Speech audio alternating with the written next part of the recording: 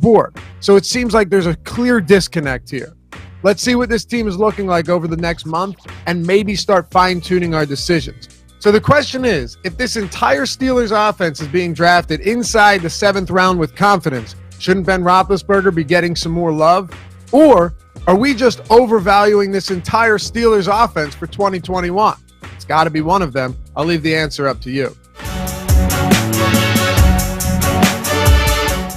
No one wants to talk about the Jets because, well, they're the Jets. But you couldn't count on one hand the teams who have more question marks on offense than New York heading into training camp. Actually, you might not be able to count a single team that has more uncertainty from a fantasy standpoint than the Jets. First off, the backfield, a total unknown. Michael Carter was drafted in the 4th round and has an 8th round ADP in fantasy, despite having no idea what his workload is going to look like. Tevin Coleman's being drafted 7 rounds later and followed both his head coach and offensive coordinator over from San Francisco. Could he be the week 1 starter? Right now, I'd rather take my chances on Coleman as a super late round pick with very little risk. There's also LaMichael Pirine and Ty Johnson, whose roles are clearly undefined as well. And what about the pass catchers? Corey Davis signed a 3-year, $37 million contract this offseason and is coming off his best statistical year as a pro, posting 5 games of 100-plus yards in only 14 starts while averaging 10.9 yards per target and 15.1 yards per reception. Yet he's being drafted behind rookie Elijah Moore, who has yet to play a single snap at the NFL level. And let's not forget that while his role could be downsized, Jamison Crowder is still on the roster, and Denzel Mims was a 2nd-round pick just 1 year ago. All of this is to say that we have no idea what's going on in New York. And that's not even taking into account that a rookie quarterback and Zach Wilson will be under center this year. Believe it or not, there are few teams that I'll be paying closer attention to in camp than the Jets this summer. You should be doing the same. Carson Wentz was so bad last year that he led the league in interceptions and was 2nd in fumbles despite playing only 12 games. It was the type of season you'd think a quarterback could never come back from. But we're about to find out whether or not that's true. Wentz's offensive line was in shambles last season, and his pass-catching group was comprised of mostly cast-offs and unknowns. The play calling from Doug Peterson was also suspect at best.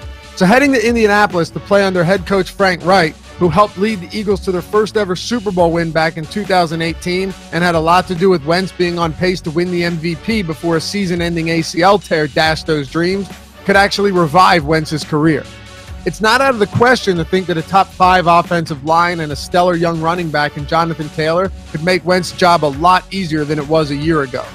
But even if he does come back from the dead, there's still plenty of question marks surrounding the Colts wide receiver corps. Michael Pittman's the most exciting receiver on the roster and is being drafted as the wide receiver 47 in the 8th round, but it's not like we've seen him produce over the course of a full season yet. Paris Campbell's played 9 games in 2 seasons and has to prove that he can.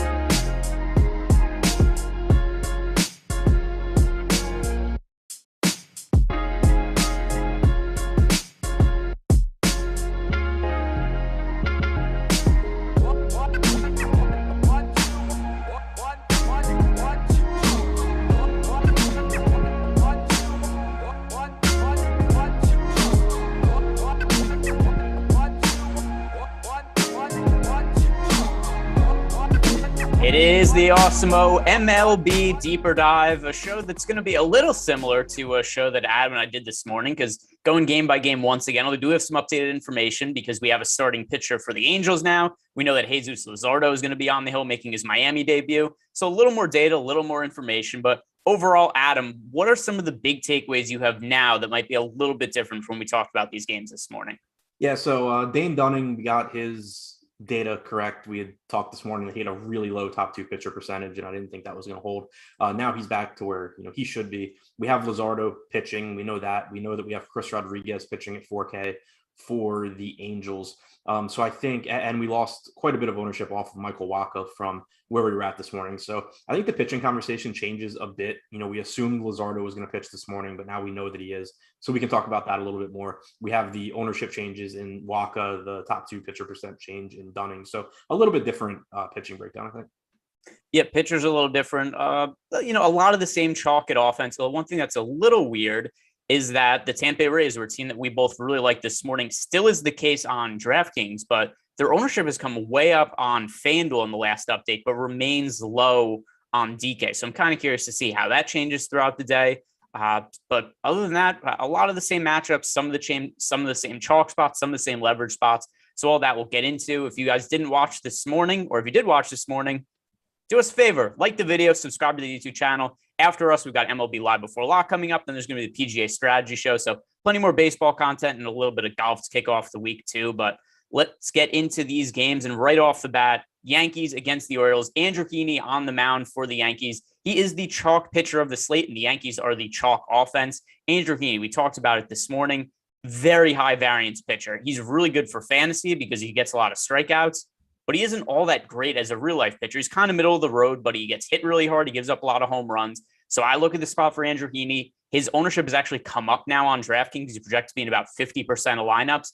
In cash games, play Andrew Heaney. In tournaments, I'm going to be playing Heaney, but less in the field, but I'm also going to be pretty heavy stacking the Orioles. Yeah, I just expect to be on both sides of that. Kind of like we talked about this morning, going to Heaney in cash, going to him in tournament lineups where maybe you have a low owned stack or 2 low owned stacks, but also going to the Orioles side, because I think Heaney does have a very high ceiling. He projects as one of the top scoring pitchers on the slate, and he's not that expensive. He does also have the highest strikeout percentage on the slate, excluding Josiah Gray's 2 appearances this year, but 1.5 home runs per 9. We know that Heaney struggles with right-handed power. Just got the Orioles lineup, and as expected, every single hitter, with the exception of Cedric Mullins, will be hitting from the right side against Andrew Heaney. So it's a really volatile spot for him where he certainly can carve this team up and put together a really good start, but there's also plenty of risk here in a park that is good for hitting, and the Orioles do have some power in this lineup. Not getting a ton of ownership going to Baltimore right now, only about 3% in the aggregate. So I fully expect to be on both sides of this. And then I know we don't like to talk about narratives too much, except Andrew Heaney was recently traded, so he just had to travel to come to New York. It's going to be his first time pitching for the Yankees, and who knows, maybe nerves set in a little bit also. And as is, he's already such a high variance pitcher. There's a lot of variables in the mix that just make me think that, hey, Andrew Heaney, if you're just telling me points per dollar basis, who is the number one pitcher to roster in cash games, it is Andrew Heaney. But he's also so all over the place that I'm going to read off again, his last 5 fantasy outings, something I did this morning as well. 19, 26, 4, 15, -5. Those are the last 5 fantasy games that he's had. He's all over the place. He's allowed 3 or more home runs 3 times this year. So he's certainly somebody that's prone to a little bit of blowups. He has an ERA north of 5. His peripheral numbers look a little bit better than that. With that said, he gives up so much hard contact that it's not really all that surprising his ERA is worse than his peripheral stats. So talking about those Orioles bats, I know you said it's a very right-hand dominant lineup, but who are some of the guys that you're looking to target heaviest? Yeah, I think the guys that have the most power from the right side, you're looking at Trey Mancini. Austin Hayes has a 200 expected ISO against left-handed pitching since 2019. Mountcastle's at 175, Santander at 180, Pedro Severino 206. That's definitely a spot you can look to at catcher as well. He's hit lefties pretty well. He's got some power. So I think Mancini's the guy that first and foremost stands out, but then a $2,600 price tag on Austin Hayes is great. $3,600 on Mountcastle. If you can't quite afford Mancini, you can go Mountcastle at first base. Anthony Santander is $2K flat on DraftKings, which is a really good salary. And then again, I like Severino as a catching option. Yeah, and the prices and the ownership are so low here. Looking at what we have, the latest: Cedric Mullins, Trey Mancini, Maikel Franco, Pedro Severino. These guys are all projected for 1% ownership. Same with Mountcastle. Then we've got Santander at 3%. The only guy who's picking up any real significant ownership here, and it's still pretty light, is Austin Hayes, 8.5% projected ownership. This is going to be a very contrarian team to get some leverage off a chalk pitcher and Andrew Heaney. So both sides, I think there's a considerable amount of upside in tournaments. And then on the other side of the game, The Yankees going up against Jorge Lopez. There's obviously considerable upside here. Jorge Lopez is not the worst pitcher on the Orioles, but I mean, that's a tough man to hold. There's a lot of really bad pitchers on Baltimore, but he's still no ace of a pitcher by any means. And the Yankees offense looks absolutely ridiculous with the additions of Joey Gallo and Anthony Rizzo. So as a result, we're now seeing a whole bunch of ownership going to the Yankees. The top stacks tool, if you guys want to check that out, that is free today over at Awesemo.com. We have the Yankees projected for 24.5% ownership as a whole on DraftKings. And then over on FanDuel, they're currently projected for 27.6% projected ownership. So early in the day, we actually had the Giants with a little bit more ownership than the Yankees. No longer the case. The Yankees are now the chalk stack on both FanDuel and DraftKings. So what are you doing with a very popular Yankees offense?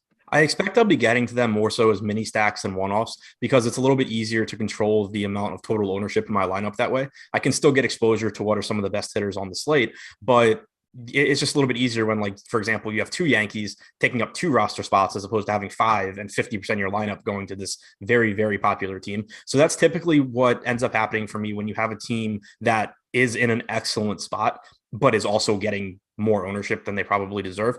If it were a spot that I just didn't really understand why they were getting the ownership, I just wouldn't have them at all. That's what happens when, like, the Tigers are really popular, for example. But the Yankees, I do want to get to these bats. It's just a matter of controlling the total ownership from my lineup. As far as Lopez goes, he's not a terrible pitcher, but he's not good. And the Yankees clearly have the advantage here. For the season, Lopez has allowed 1.5 home runs per 9. He's had more issues with left-handed power, a 215 actual ISO, 186 expected ISO to lefties compared to 160 actual ISO and 146 expected ISO to righties. That's not to say that guys like Aaron Judge and Giancarlo Stanton can't do damage, but if you are trying to just pick, if you do need to narrow it down and choose just, one guy, I think looking to the left-handed power here is where I would start. So Joey Gallo, Anthony Rizzo, slightly ahead of those guys.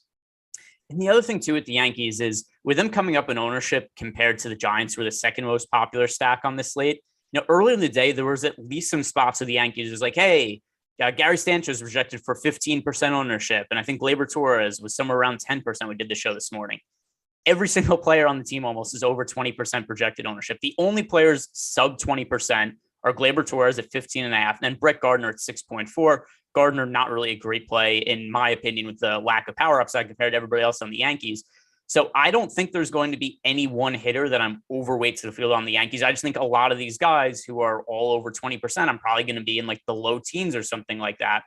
Just because you look at the overall odds of this team being a top stack, it is the highest of any team on the slate, but they also carried the most negative leverage score of anybody on FanDuel. And then over on DK, we also have them with the highest negative leverage score, not quite as glaring as the one on FanDuel. But still, when a team is projected for 24.5% projected ownership as a team, and then they have a 17% chance to be a top stack, it's just never going to be a spot that I'm overweight to the field. If people are rostering a lot of Yankees, I'm not going to say it's wrong, but in tournaments, you're just competing with so many lineups. I get why the spot's good, though.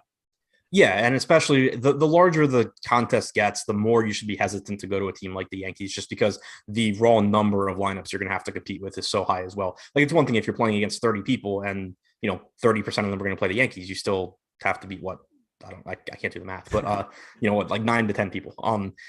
But if you're playing against 13,000, it makes it a lot of lineups that you have to get through. So that's, something else that you have to consider when you're talking about those spots as well.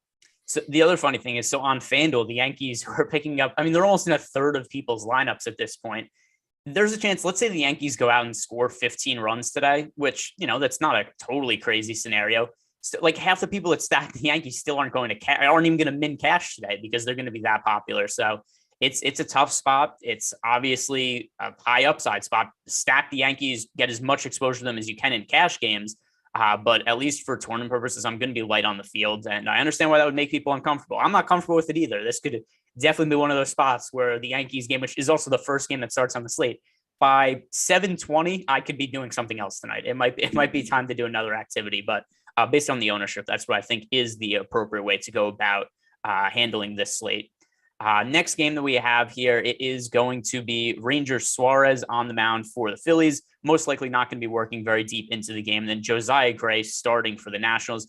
We mentioned Josiah Gray this morning as a guy who we don't have a whole lot of data on yet as a big league pitcher. He's only pitched a handful of innings, but he's a very highly regarded prospect. He also has really good strikeout stuff. He has really good stuff. He was the key piece in the Max Scherzer and Trey Turner trade. So Josiah Gray, what do you make of him as a tournament option today? Yeah, I still like him. The ownership hasn't really moved since this morning. He's being projected right now for about 17% ownership on DraftKings at 7,600. He's only made 2 big league appearances, but his strikeout stuff has held through those 2 starts.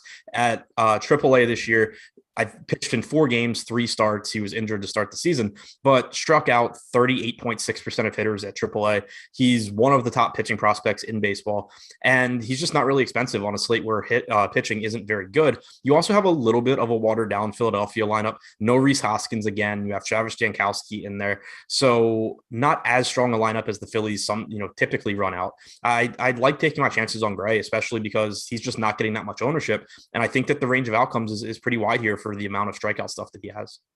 Yeah, and the other thing we have to consider too with him is there just aren't that many pitchers to like today, especially lower owned pitchers. We've gotten to a point now on this slate where the ownership has become so concentrated at pitching. So if you look at FanDuel, 3/4 of the lineups right now are projected to have either McGill or Heaney as the pitchers. And then over on DK, we've got 51% projected ownership for Andrew Heaney, 39.2% projected ownership for McGill. So with that in mind, basically anybody else you roster is somewhat contrarian at pitcher today. And Josiah Gray, it's hard to feel confident in him because we just don't have that much information. But with the little information that we have on him, he at least seems like somebody who's going to be high variance. There's potential strikeout upside, which in itself is enough for me to want to get to him. But then on the other side, do you want to stack the Phillies just because in the same vein, if there's a wide range of outcomes with Josiah Gray, that means there's downside as well. Yeah, exactly. And Philadelphia's ownership has come up a bit, so I don't think they're as appealing right now as they were this morning, but they are still projected to be a little bit under-owned. They do have a 4.7 implied run total here. And like you said, we just don't know what we're going to get from Josiah Gray. Just because he's a top pitching prospect in baseball doesn't mean that he's necessarily ready and it's just going to be, smooth sailing for him right out of the gate. He definitely pretty likely to just have his share of rough starts between now and the end of the season. So you're not getting a lot of ownership going to Philadelphia. You do still have good hitters here in Segura, Harper, Real Muto. Miller's got power.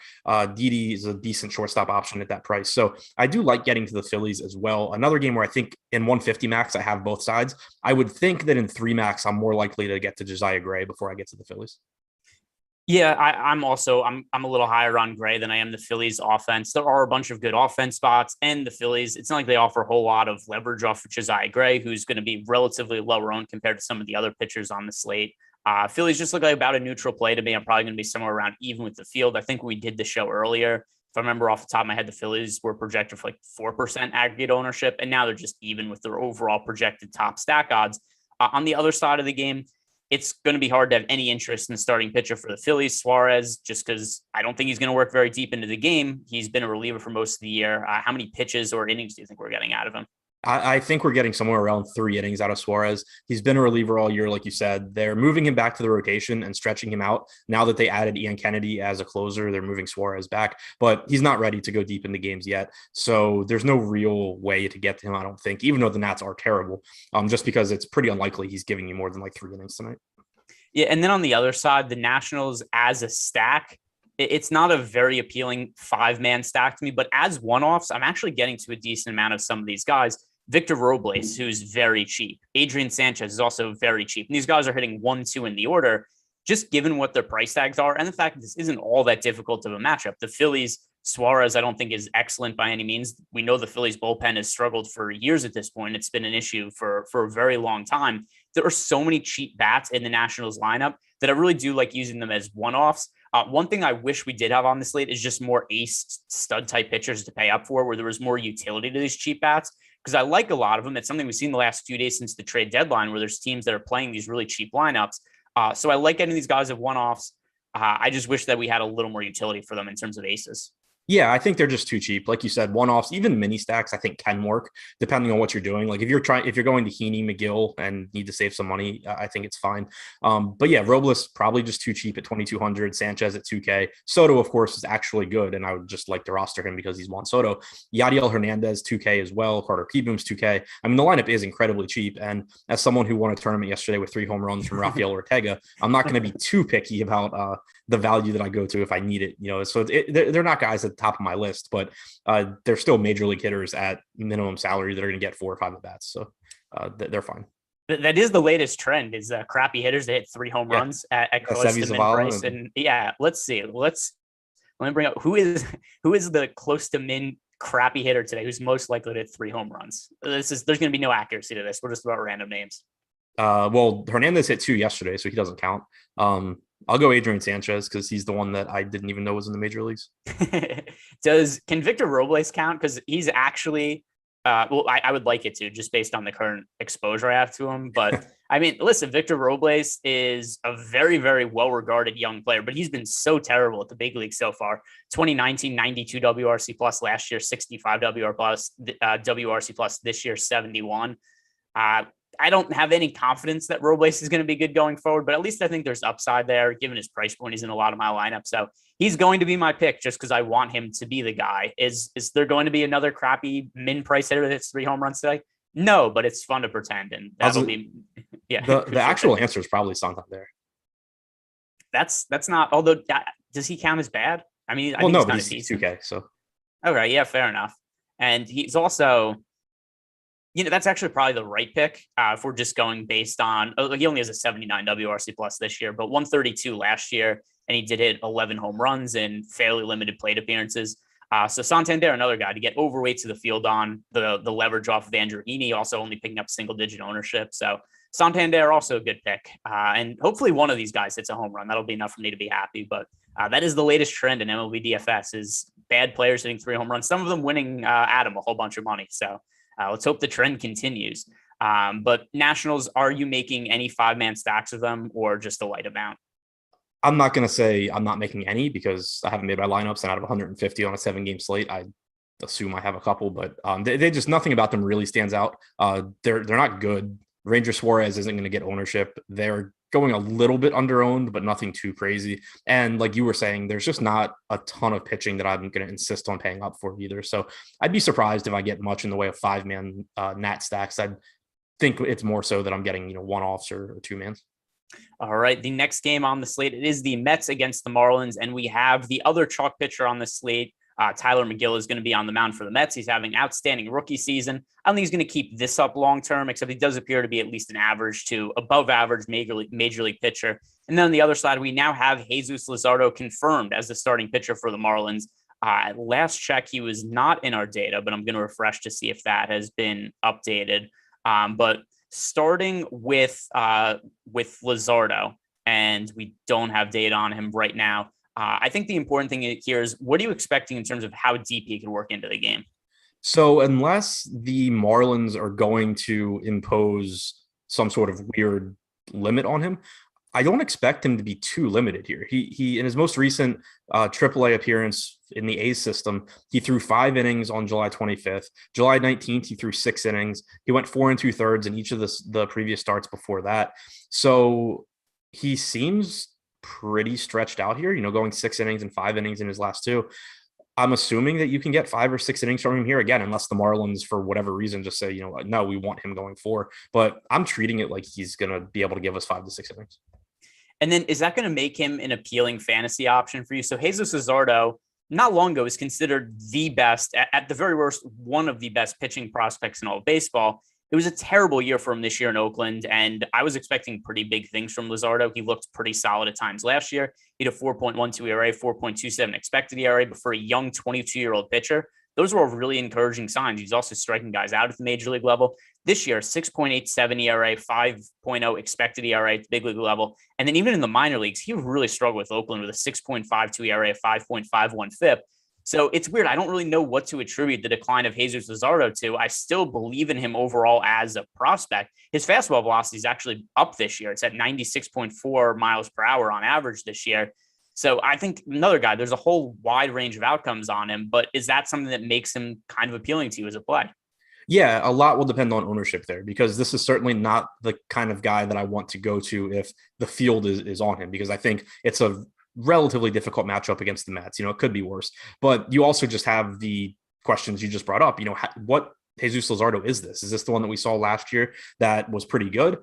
Is this the one that struggled all year this year? I am willing to give him somewhat of a pass on the AAA stats because he was pitching in the PCL. That's a ridiculously difficult league to pitch in. His home park was in Vegas, I believe, which is not an easy place to pitch. And I'd seen kind of just like some rumblings from A's beat writers and things that they thought maybe it was just like a change of scenery thing. Like he just mentally wasn't having it anymore. Being able to have success in that park. So I still think he at the very least, he's talented, and it's a matter of, can he harness it tonight? I still think there's a pretty good chance with how young he is and what we've seen from him in the past that this just ends up being a blip on the radar and he's good moving forward. So if he's not getting a lot of ownership, I am interested in going there just because of the talent. But again, there's just so many question marks that if by 7:00, we think the field is saying, $6,900 Luzardo is a really good play, then I'll gladly just back off and go to more Josiah Gray. Yeah, my hope is that Jesus Luzardo getting added into the player pool is going to reduce the ownership share on Josiah Gray. Not that we have that much ownership going to Gray right now, 17.1% projected ownership on DK. FanDuel, I don't really think there's a need to consider Gray a single pitcher site, but I'm hoping that we maybe get to like 11 or 12% Gray, just because if you look at the rest of the slate and where the ownership is going to come from once Luzardo comes in, I mean, Gray is the one guy in that price range, and I guess Dane Dunning is a little bit cheaper. He's kind of in between them, but I would expect Dunning and Gray to both lose a little bit of ownership and that to filter to Luzardo. So I'm hoping that's the case, but just a guess right now. And Luzardo, once again, wide range of outcomes on him. So what do we do then with the Mets on the other side of this game? Because the Mets are projected for almost no ownership at this point. Yeah, if they continue to pick up 1% to 2% ownership, I do like them in tournaments just because, we've seen bad Luzardo all year. And the thing to keep in mind, too, with how bad his major league numbers were this year, for the most part, he was pitching in relief, which should make his numbers even better. He had 6 starts, 7 appearances in relief. So the numbers really should be even better, given that. He did have a 4.66 xFIP, which is over 2 runs better than his ERA. But it's still a pretty dangerous Mets lineup. You have a lot of right-handed power with Peter Alonso, Javi Baez, JD Davis, even McCann's got some pop. And then Nimmo, McNeil from the left side are both just good hitters in general. So with the Mets not getting any ownership, it won't be that difficult to be overweight on them. And they'll look even better if Luzardo does pick up ownership. But if I have to choose one side, and again, not knowing what Luzardo's ownership looks like right now, but assuming it's something, 10, 15% somewhere in there, if I have to pick one side, I would lean Luzardo. Yeah, it's especially because of the context of the slate where there's just so few pitchers to get to. And he's, such a well-regarded arm. And we've seen in the past when he's pitching well, he's a guy who touches high 90s with a fastball. He has really good breaking stuff. It just becomes a question of were his struggles in Oakland related to, was it a mechanical issue? Is he injured? Is it something like there could just be so many wide range of outcomes. But I'm willing to bet on the talent here to the point where I also view this kind of as the Josiah Gray spot where I'm going to want to stack against Luzardo a little bit, but I also want to play him just because he's lower owned. I think he's somebody to pivot off of Heaney with, and I think there is upside there if he's able to figure it out a little bit. On the other side of the game, Tyler McGill, I'm just going to be there with the field. He's a really popular play, but I think it all makes sense. Positive matchup for him against the Marlins. He's pitched really well so far this year. Good strikeout stuff, lack of other options on the slate. If I'm paying up for somebody right now, I think that McGill is probably the safest option. I would rather, in terms of ownership, I think Anthony DeSclafani is a little bit better of a GPP play, but McGill, DeSclafani, these are two of my favorite plays on the slate. Yeah, agreed. McGill's getting tons of ownership, but I think he also deserves it. The Miami lineup's not good. The park's good for pitching. McGill has one of the highest strikeout percentages on the slate, trailing only Andrew Heaney at 27.1%. He's been good overall this year with a 3.89 xFIP, about 1 home run per 9 innings. Just a good pitcher, probably a little bit overpriced in terms of just, his talent level, but relative to other options on the slate and the matchup, I think he's right where he should be. So the ownership's high. There are pivots. I know you mentioned DeSclafani, and I agree on that one. But just, in a vacuum, I do like McGill quite a bit here. Yeah, and then on the other side, the Miami Marlins, one of my least favorite teams to look at on the slate. So it's a spot where even though McGill's picking up a bunch of ownership, there's no real leverage to be had on the Marlins in terms of probability of it paying off because we have the Marlins with a 1.5% chance to be the top scoring team on the slate. That is the lowest of any team today. We still have them picking up 1.8% projected ownership. So to me, if you're looking to cut your player pool, even if you're making 150 lineups, the first team I would cut out if you're looking to cut a team out of your stacks, it would be the Miami Marlins. Yeah, I'm right there with you. Like the only real case you can make for them is the ownership that McGill's getting, but he's been good this year. And like you were saying, Miami, even with all the ownership going to McGill, we still have them actually getting a little bit more ownership than they deserve according to the top stack tool. So the only real thing, again, working in their favor at all is that if they do happen to have a good game, it's hurting a pitcher that's 40% owned. So in like the largest field tournaments, the $5 100K to first on DraftKings, for example, you can make some sort of a case for Miami simply because of McGill's ownership. But even like in a tournament like that, the field is also weaker. So you probably still don't want to be like having a large percentage of your money come down to Miami stacks because you kind of can just beat that field anyway. Today's show is sponsored by Jock Market. If you guys aren't familiar with Jock Market, this is a different way to play daily fantasy sports. There's no salary cap. There's no kinds of lineup restrictions. Instead, you're just bidding on players as if it's a stock market for players. So there's an IPO period where you bid on the players ahead of time. Depending how they perform at the end of the night, you get a payout based on what your shares are of the player. So totally different platform. Go download the Jock Market app or check them out on the desktop. And if you are new making your first deposit, use the promo code Awesemo. Get up to a $50 match bonus on your first deposit. So go check that out. There were shows that Josh and I did earlier in the year during basketball season. We'd stick around. We do kind of like a live show breaking down some of the players as they go. It's really fun because even after the games start, the slate doesn't really end. You can still buy and sell players after lock. So somebody's struggling, you think they're going to turn it around, you could maybe buy low on them, and then vice versa. If somebody starts really well and you think they could regress, you could sell high on them. So fun, different way to play daily fantasy sports. Go check that out. That is Jock Market and promo code Awesemo. All right, next game here, it is going to be Michael Wacha on the mound for the Rays against Chris Flexen on the mound for Seattle. Now, earlier in the day, Michael Wacha, I felt pretty happy to kind of write him off as a play. The reason being is that Michael Wacha, fairly expensive at 8,400 on DraftKings, over on FanDuel, 7,100. But since he doesn't work very deep into games, it's kind of hard for him to get the win bonus, the quality start bonus. But over on DraftKings, 8,400, he was picking up, to me, what looks like a kind of staggering amount of ownership at around 20% earlier. 8,400, concerns about number one, he's not very good. Number two, he doesn't work very deep into games. But now Michael Wacha has come all the way down to 6% projected ownership. So this is one of the guys that his outlook has changed the most as a pitcher play from what we talked about this morning. So what do you make of Michael Wacha at 6% projected ownership as opposed to the 20% he had this morning? I think he looks a lot better now than he did this morning just because of the ownership. It's still not, obviously he's the same pitcher. It's the same matchup. He has all the same concerns. You mentioned not going deep into games. Even in his last start, he struck out 9 guys and was pulled at 79 pitches after 5 innings. So we're just seeing Tampa, I think, look to avoid Wacha getting, 3 times through the order. His last 5 starts, he's gone more than 5 innings once. So that's a legitimate concern at 8,400. The Seattle offense isn't great, but they do have some power that can take advantage of Wacha. The thing is, though, it's just that, and we've already referenced it so many times, the pitching on this slate from top to bottom is just so questionable. When the top 2 pitchers are Tyler McGill, who has virtually no track record in the major leagues and may or may not end up being a good major league pitcher, and Andrew Heaney, who is as volatile as they come, it's just really easy to see how the pitchers that everyone, goes to just have mediocre games. And it makes sense on slates like that, I think, to spread out your pitching exposure a little bit more. So I do think if Wacha continues to be projected this low, I probably do get to him a little bit more than I would really like, given that it's Michael Wacha. But it's kind of just saying, this is a slate where I don't think any of the pitching is really that good.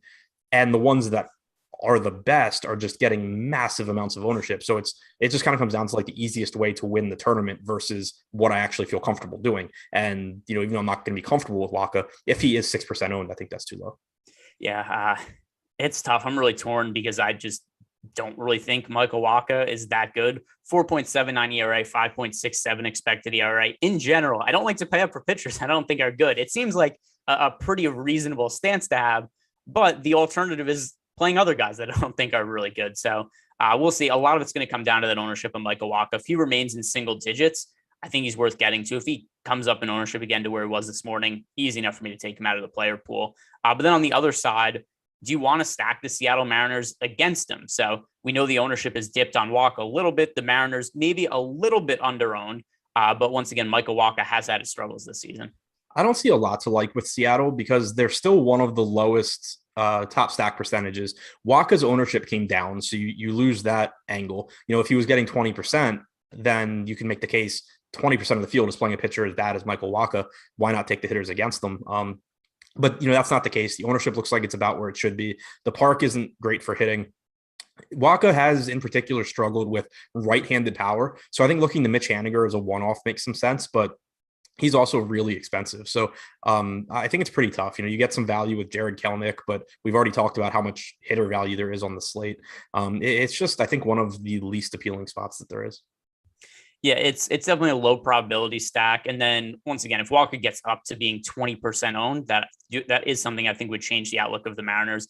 Right now, they look maybe a little bit under owned, but by no means a high priority stack. If you're somebody who plays 3 lineups, single entry, 10 lineups, I wouldn't even be considering the Mariners at that point. It's just a thing where maybe if you're playing 20 lineups, you go like one of 20 Mariners. And then over the course of 150 lineups, like 4 or 5%, but nothing crazy with the Seattle Mariners. On the other side, Chris Flexen is going to be on the mound for Seattle. And Tampa Bay oddly looks like a wildly different team on FanDuel versus DraftKings. So we talked earlier about the Tampa Bay Rays as being one of our favorite stacks on the slate, just in terms of being an under-owned team. The Orioles were a spot we really liked for leverage purposes. The Rays still look excellent on DK, and I'm just going to refresh to make sure that this is still correct. And by the way, the top stack tool, that is free to use over at Awesemo.com today. That is something that Ab and I both rely on pretty heavily when we're trying to figure out which teams we want to target. So right now on FanDuel, the Tampa Bay Rays, 11.6% projected ownership, 10.3% chance to be a top stack. So a little bit over-owned, but nothing really crazy. Oddly on DraftKings, though, still right around 10% chance to be a top stack, but only a 5% ownership share. It's always weird to me when there's this much of an ownership projected difference between FanDuel and DK. But as it stands right now, I think the Rays have to be a pretty high priority stack on DraftKings. Yeah, and it's not even because I love the spot. Chris Flexen isn't a great pitcher, but he has done a good job at limiting power this year. Tropicana Field does a good job of suppressing home runs as well. And Tampa's implied run total was actually dropped by nearly half a run since we did the show this morning.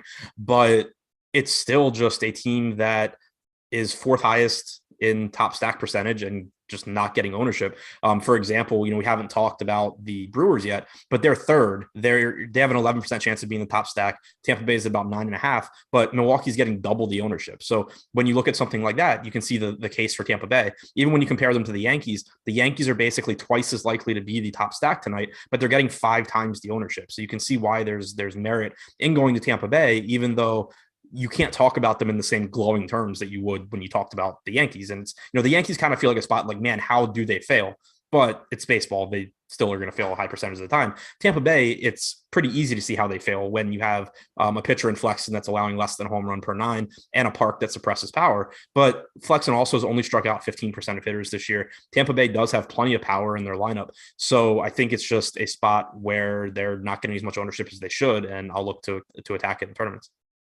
And by the way, we did get a super chat here from Sam Van Dam. It appears to be not the best of financial decisions. He left us a $5 super chat and said, Adam, since you're rich now, let me get $5, which listen, it's pay $5 to get 5, maybe throw another 10 in there. Maybe he'll consider it then. But yeah, for those of you who aren't aware, Adam may be the hottest MLB DFS player right now. The 2 places you could find Adam are at the top of MLB DFS GPPs and dive bars in Baltimore. Those are the 2 places you're most likely to find Adam.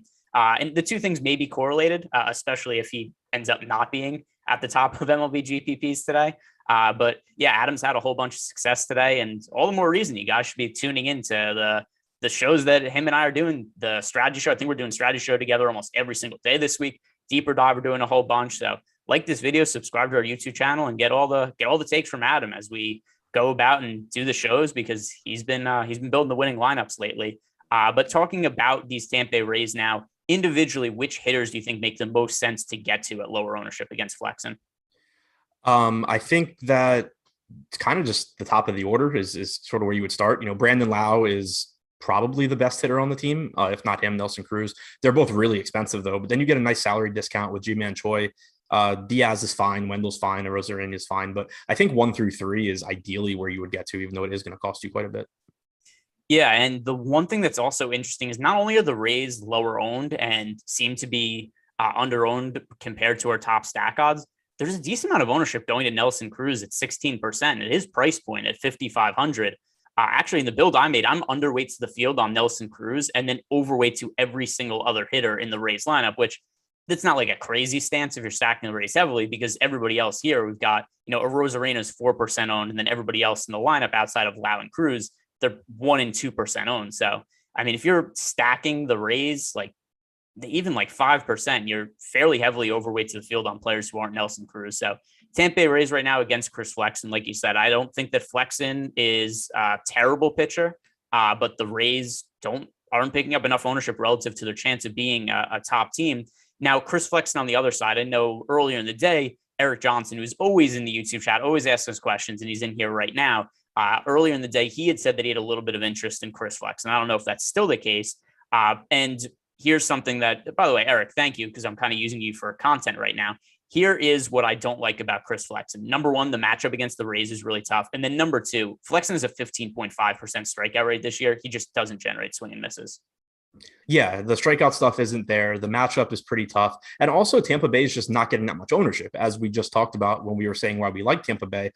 It's as crazy as it sounds. I think if you're just going completely off the board at pitcher, you're better off going to Jorge Lopez at $2,000 less than Chris Flexen, because he actually has a higher strikeout percentage this year. And if he does pitch well, 25% of the field is losing their Yankee stacks. So, and I'm not saying go roster a ton of Jorge Lopez. I'm just saying when you're going to go to like the worst pitching, the lowest probability pitchers, it helps when there's something else working in their favor. And Flexen doesn't really have any of it. Yeah, it's tough matchup. And then also, let's see, at least earlier today, he was picking up a little bit of ownership. Now he's at, only 1% projected ownership. So, or that's on, DK is only projected for 1% ownership. So, not many people getting to him, but I still find him a hard guy to roster. There's other pitchers I'd rather get to today. Just lack of strikeout upside. It's hard for me to envision him landing in an optimal lineup. Next game that we have here, it is the Los Angeles Angels against the Texas Rangers. And here's another talking point that we did not have this morning. Chris Rodriguez is going to be on the mound for the Angels, and Chris Rodriguez, who we were pleasantly surprised to find out before the show, the only Chris Rodriguez that's been in the MLB, because we thought that we were going to have some issues finding him in FanGraphs on short notice before the show started. But he popped right up because only Chris Rodriguez in MLB history, apparently.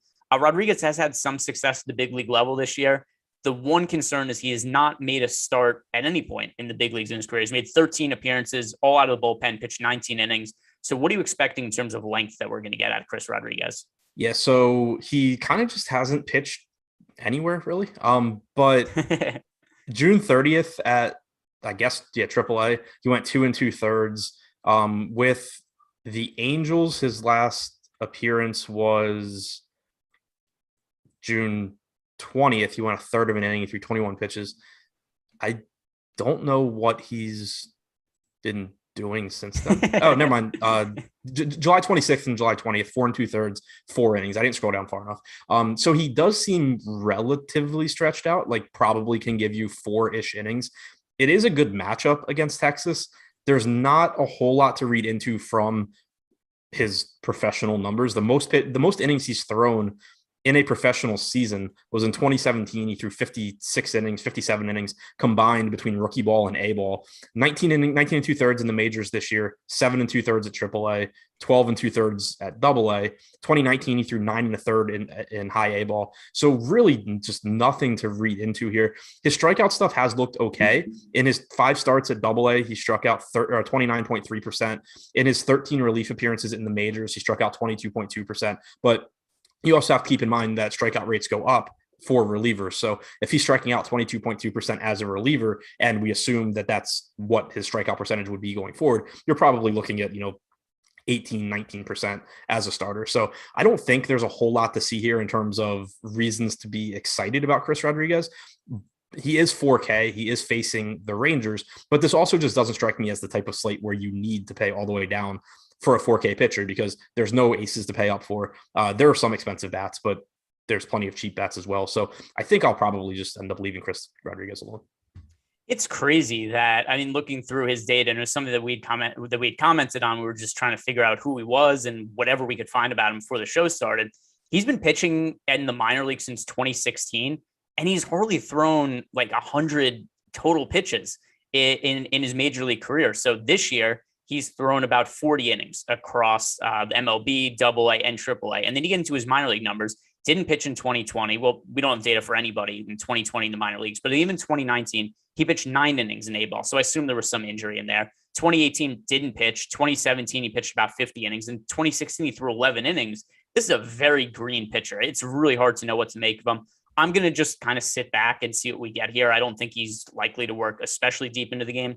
The price point, obviously, on DK at the flat min doesn't get cheaper than that. So that's kind of appealing. But I mean, we just don't know anything about this guy. And so then going on the other side of the game, might you be looking to stack against him just based on how little information we know here? Yeah, the problem is that he's facing the Rangers, and the Rangers are absolute garbage. The Rangers have been difficult to stack this year, even when they had Joey Gallo. Now they don't have Gallo, but it is a pitcher that we don't really know anything about. Texas has the second lowest top stack percentage, though. Their ownership is in line with their top stack percentage. I don't mind if you use, some Jonah Heim as a cheap catcher option. You can look to Nate Lowe, who's decent. You can look to Adolis Garcia, who has power. But I anticipate Texas being one of my lowest owned stacks, or one that I possibly just don't even get to. Shout out to Brian Underwood, who has left us a super chat. He sent the Ortega pick, put him in 9th place in the $5.55 tournament on FanDuel last night. Thank you, guys. You are the best. So listen, first off, congratulations. Second, thank you for giving back also and putting the money in. And he didn't even ask Adam for any money. He won money. He's like, hey, look, I won money. Adam, I don't need you to give me any money. Which, hey, we love it. We love to see people winning. Also, if you haven't done it already, tweet at the Awesemo Hall of Fame and get you a screenshot up on Twitter and mention you on the show and whatnot. So congratulations. That's really cool. And yeah, Ortega, the latest crappy player, hit 3 home runs, and let's keep it going with another crappy 3-homer day today from hopefully Anthony Santander or Victor Robles. Those were our picks from earlier. Starting on the other side of the game, it is going to be Dane Dunning on the mound for the Texas Rangers. So Dane Dunning, we had mentioned earlier, we weren't really sure where he was going to come in terms of ownership. Now we know. Dane Dunning actually picking up 18.5% projected ownership. To my knowledge, this is the most popular Dane Dunning has been on a slate the entire season. Dane Dunning is a quality major league pitcher. The issue has just been that for whatever reason, wherever Dane Dunning is pitching, whether it was when he was with the White Sox or this year when he's with the Texas Rangers, he's hardly ever working deep into games. So he pitched 6 1/3 innings in his last start. That was actually the deepest he's gone into any game the entire season. More commonly, we're getting 4 or 5 innings out of Dane Dunning. So now that his ownership has come up, obviously the price hasn't changed. He's still cheap. No reason to consider him on FanDuel, but as an SP2 on DK, where do you currently stand on Dane Dunning? So we got the Jesus Luzardo update. Luzardo's getting 32% ownership. We have him as the 3rd highest projected pitcher on the slate. So the reason I bring up Luzardo is he's in that same price range as Dunning. So Dunning now at 13% ownership. Some of his ownership went to Luzardo. I do think that Dunning is a reasonable pivot. I think Luzardo, again, probably has a higher ceiling just given the talent that Luzardo has. But there's also just a lot of uncertainty based on how Luzardo's pitched this year. Dane Dunning has been good this year. He's struck out 23.4% of hitters, 3.68 xFIP, just shy of a home run per 9 innings. And one thing that does look somewhat good for Dunning is that, like you said, he hasn't been going deep in the games all season long, but for a while we were seeing him get 78 to 85 pitches, and then going into the All-Star break, the Rangers dialed it back a little bit, and then they were slow bringing him out of the break. He threw 78 pitches in that last start. If we're going to start seeing him go 78 to 85 pitches again at 6,300, I do think that he's a pretty interesting option. So, again, I think Luzardo looks a little bit better if you're just talking projections and 50% chance of being better. But I think that the ownership gap, I don't think Dunning should be a 3-to-1 dog or 2.5 to 1 dog to Luzardo. Yeah, and it is real. I'm shocked that Luzardo's picking up that much ownership. I didn't think he was going to be unowned, but I was thinking somebody would be like a 15% guy or something like that. And earlier I had said also when it came to Luzardo's ownership, I thought most of it would come from Josiah Gray and Dane Dunning. I didn't think it was going to be to this extent. Now we've got Josiah Gray at 13% projected ownership, Dane Dunning also at 13, and that Luzardo number 32%. Also something else, I don't know if you realize, but Chris Rodriguez now projected for 23% ownership. So just to circle back on that game on the offenses in this game for a second, does this impact how you view either of these offenses now that we know that Chris Rodriguez is going to be very popular, or getting back to the Mets offense, that Luzardo is going to be really popular? I'd be surprised if Rodriguez's ownership doesn't change. just because I don't know why he's getting that much ownership on this slate. But if he is going to get it, then it does drive Texas up a bit, because even though Texas is still a low probability stack, if 20% of the field's rostering Chris Rodriguez, they do look a little bit better. The thing is too, though, like with Rodriguez being so cheap, let's say he scores, like, let's say the Rangers, score 5 runs or something, and Rodriguez scores 6 DraftKings points at 4K. It's not even like the people that rostered Rodriguez are drawing dead. They're not in a great situation, but he's so cheap that it's not like you're actually ruining those lineups. If the Rangers just, have a decent but not great game and your stack still aren't winning. So I think it'll still be tough to get to a lot of Texas. The Mets do move up the board a bit. Again, I think Luzardo is a good play, but really wide range of outcomes and a lot of ownership right now. Yeah, and the other thing about Chris Rodriguez that I think is a little curious about the ownership, but what are people spending that money on? They're like just more Yankee stacks. I mean, the Yankees are already really popular. I'm going to check to see if maybe the Yankees come up in projected ownership as a team or something. I mean, I can't imagine the Yankees are all of a sudden at like 30% projected ownership as a stack. Let's see, yeah, 26 for the Yankees on DK right now. So still really popular. And then FanDuel 27.5. But yeah, it's not like people are all of a sudden rostering the Yankees at some crazy high clip without other pitchers to pay up for. Really, I just don't understand what people would be doing with all the salary savings on Chris Rodriguez. Right. That's why I think it comes down, because like I'm all for on bad pitching slates using some 4K random dude as your SP2, but it's kind of just, what's the reason? Because it's going to be so easy, I think, with the value bats we have and the relatively inexpensive pitching to make lineups that are good. I don't know why, for example, you'd be going to Chris Rodriguez and not Dane Dunning, because I don't think that 2,300 matters much, or going to Luzardo or, whatever. Like even Josiah Gray, it's 3,600 more, but it's probably going to be like 1.5 bats that you have to sacrifice. So I'd be surprised if that's not kind of just like a first run through with adding Rodriguez and then it goes away. Yeah, also all the more reason, guys, like the video, subscribe to the YouTube channel, because coming up right after us is going to be MLB Live Before Lock. So any new updates we get into ownership data, that is going to be something they'll be talking on. The other thing to consider, too, is Chris Rodriguez was just recently confirmed as starting pitcher. Luzardo wasn't confirmed all that long ago either. So still new information here that still the numbers are going to have to digest, and we'll see where everything ends up popping up. Next game here, the Milwaukee Brewers at home against the Pittsburgh Pirates. So Eric Lauer, another pitcher who looks pretty different now than he did earlier in the day. Individually, the matchup is still the same. The price is still the same. He doesn't have any real significant upside, but Eric Lauer is still, I consider, one of the safer pitchers on the slate, honestly, that doesn't have a lot of safety at pitching up against the Milwaukee, pitching for the Milwaukee Brewers against the Pittsburgh Pirates. But early in the day, Eric Lauer is projected for over 20% ownership. Now he's only at 10 over on DK. FanDuel is where I've really like Eric Lauer, though. He's only 7,500 and he's only projected for 7% ownership right now. So to me, Eric Lauer is definitely somebody to get overweight to the field too on FanDuel. But DK, where he's priced at 9,000, Adam, what are you doing with him now that ownership is dipped? So one other thing to mention on Chris Rodriguez first. Right now, Alex has him projected at 13.5 DraftKings points.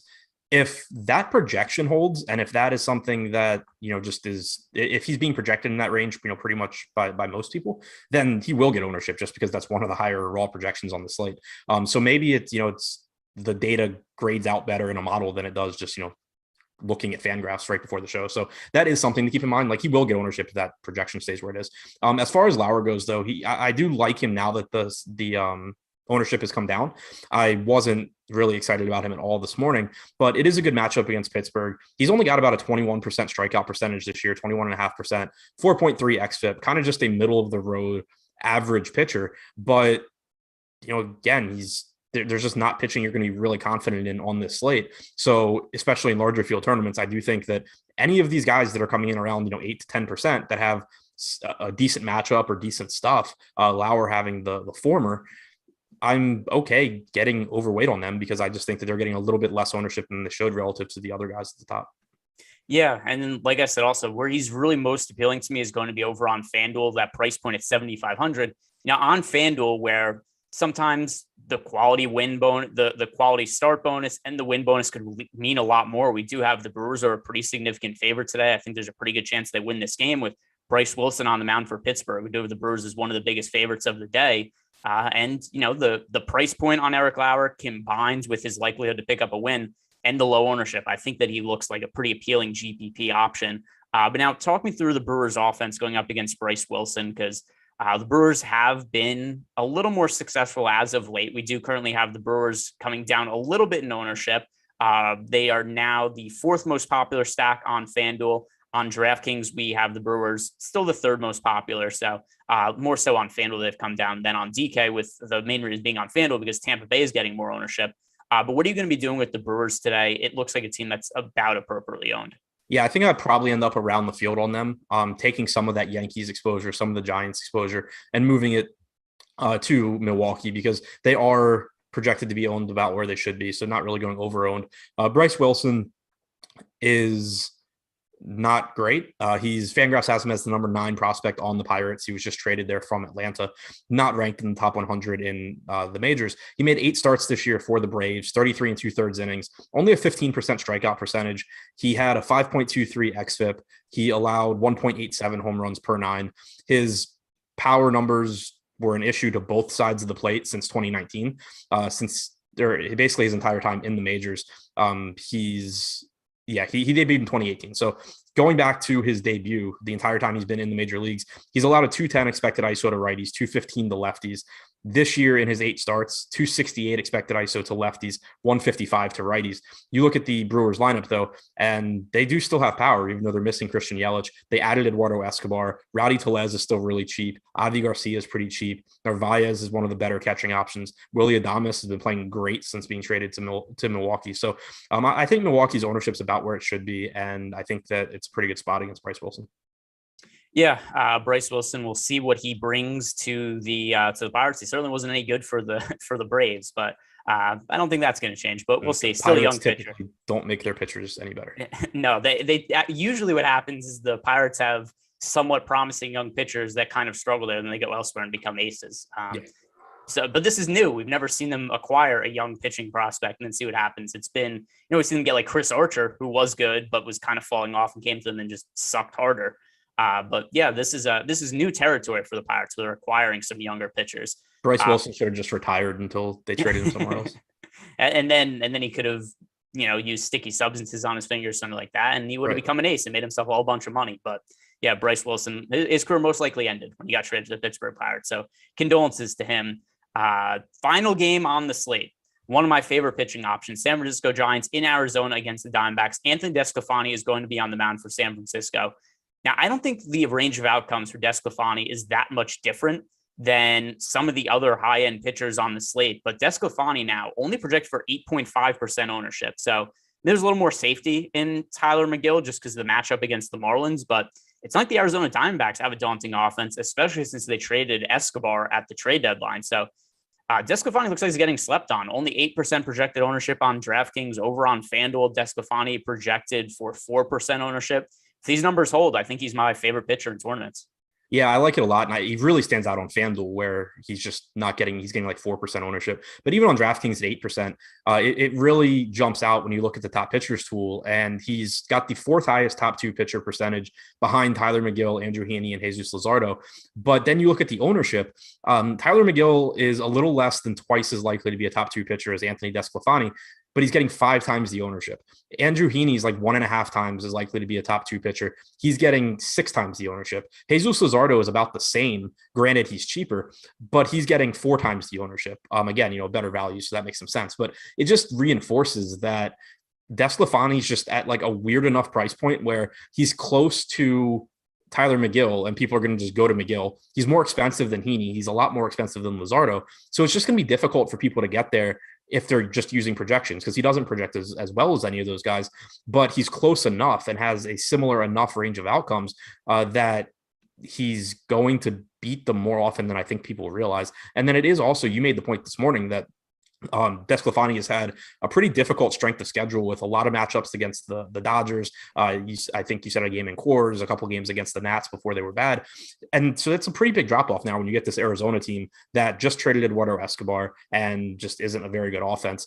It's a park downgrade for DeSclafani, but it's not a massive one now that Arizona has the humidor for the last few years and balls don't fly out of Chase Field like they used to.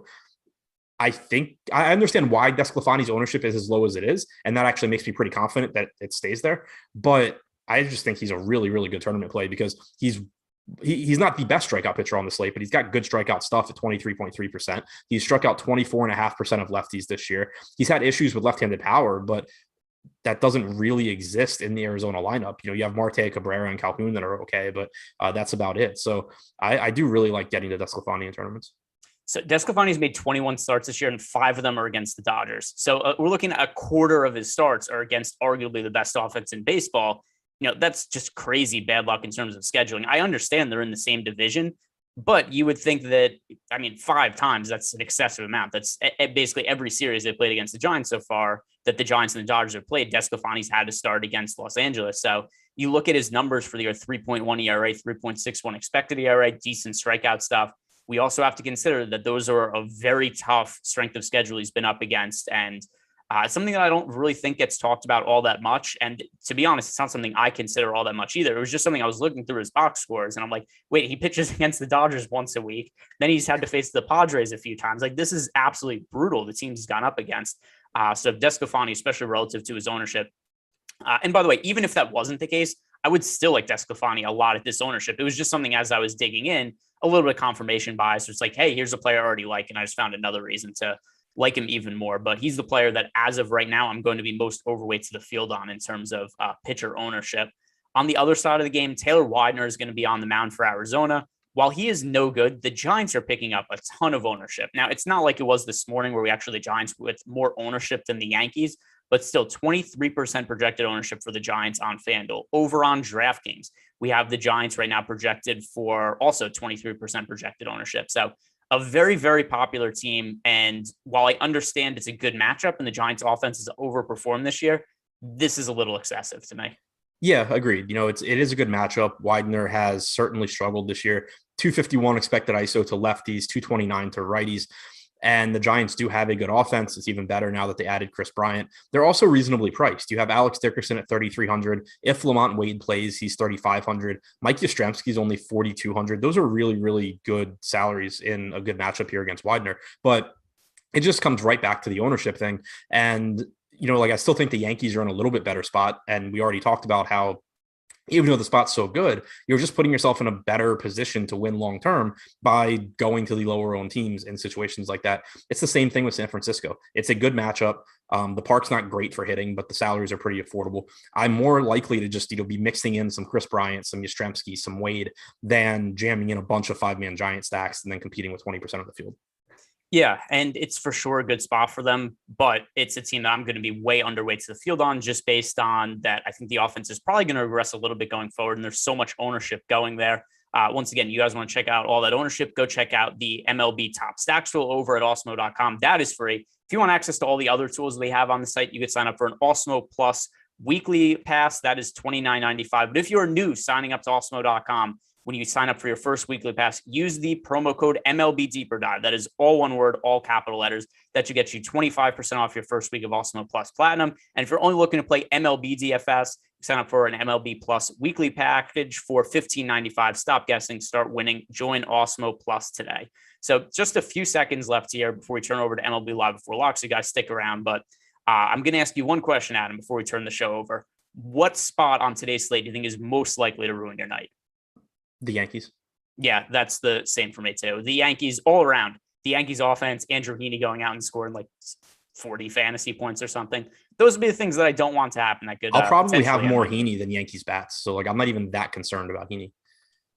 Yeah, I'll have Heaney in my player pool, but I'm not going to get to, let's see, what we had him, 40% owned on FanDuel and 48% on DK. I'm not going to have quite those numbers. So I'd still prefer that he does poorly, but yeah. If a Yankee stack wins a GPP, it's probably unlikely I win. If Heaney wins, I have a better chance, but I'd prefer just nobody on the Yankees does well today. But hey, either way, that will do it for us today, guys. Thank you very much for watching. If you haven't done so already, like the video, subscribe to the YouTube channel, and stick around because MLB Live Before Lock is coming up next.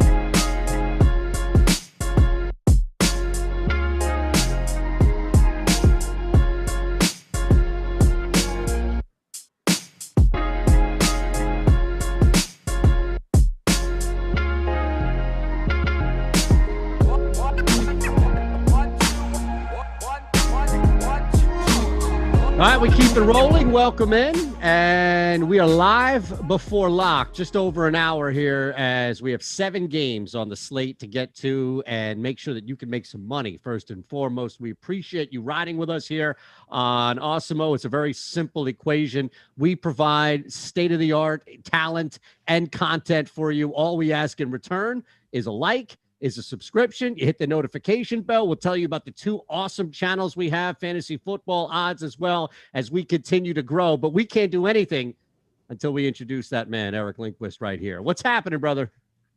Not much. I hope my connection, for whatever reason, it's being like really unstable here. Jordan Klein will keep you apprised if there's anything as an issue. Actually, okay, it's actually working here now. That's a fascinating talk to start the show off with. Yeah, you might lose me here for an hour, but whatever. I'm ready to rock so long as AT&T wants to cooperate with me.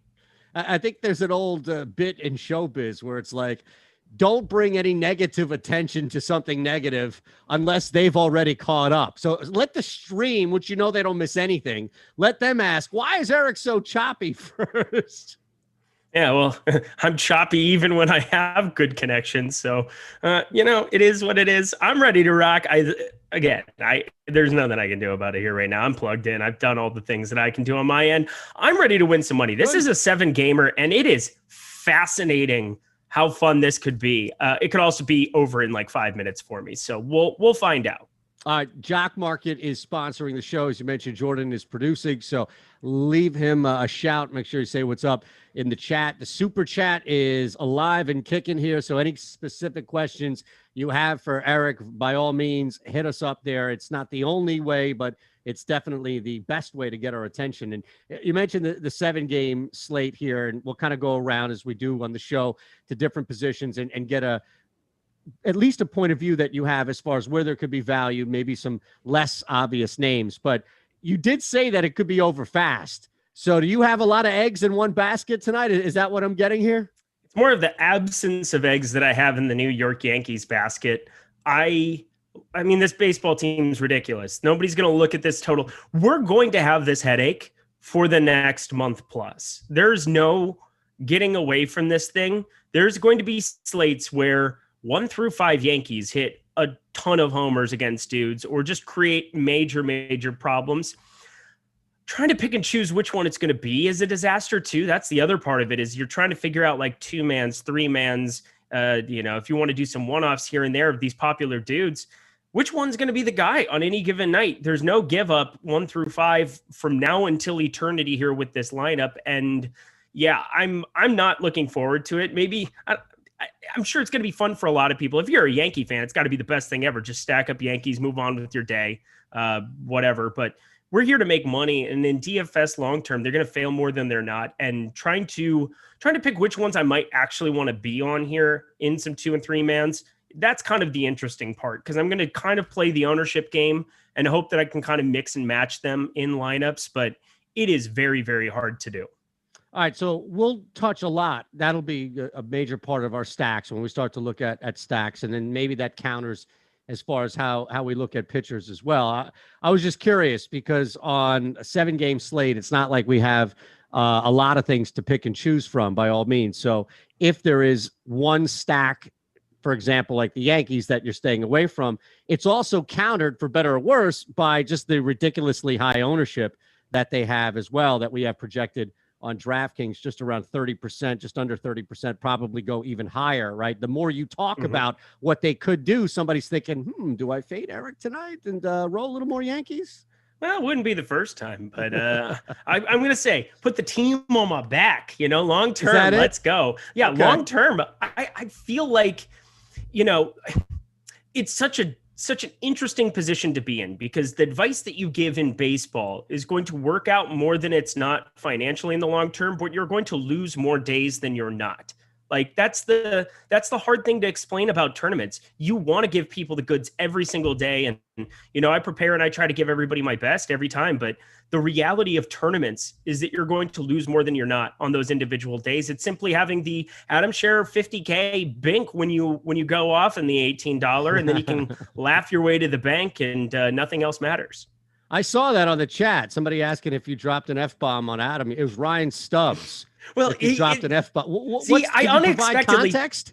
Well, sometimes Adam's an asshole and he needs to be told that he is such, but in a nice way. Again, Adam and I have a good rapport. We enjoy working together. I think, at least I'm speaking for me. But there was one day where it was just kind of like back and forth, the banter. And sometimes you just got to tell him, it's weird too, because people don't know. I'm actually like a year older than him. And almost everybody thinks that he's like the elder statesman, knowing that he's been here for so long. I'm a newer part of the crew, but I had to put him in his place, remind him that, he might be way richer than me now, but I'm still out here grinding. I'm still doing my thing. And don't talk to me like that. Wait a second. Was this a money conversation here? No, it was not a money conversation. I can see. No, it was an Adam Eytan conversation of all things. Like I was defending Adam Eaton's honor, and that didn't go well because Adam Eytan sucks now. But I think he was like one of the most underrated players for a long time. Hit both sides well, 2-hole hitter for the World Series champion Washington Nationals. But regression kick. So Adam just turned around and said, "You don't know shit. I make more money than Adam Eytan. What would you know?" Is that basically the gist of what I'm getting here? Well, and you had to drop an F-bomb on him? I don't know. My parents might be watching this show. Don't you? Well, that's okay. Okay, I'm sorry, man. You got to let me know ahead of time. We're on the same team, E. I don't give a flying. No, I'm just kidding. Alonzo Ball, official. That got done. Thomas Satoransky, Garrett Temple, and a second rounder. Interesting. Okay, back to MLB. Wow. Okay, yeah, good call there. Alonzo Ball done.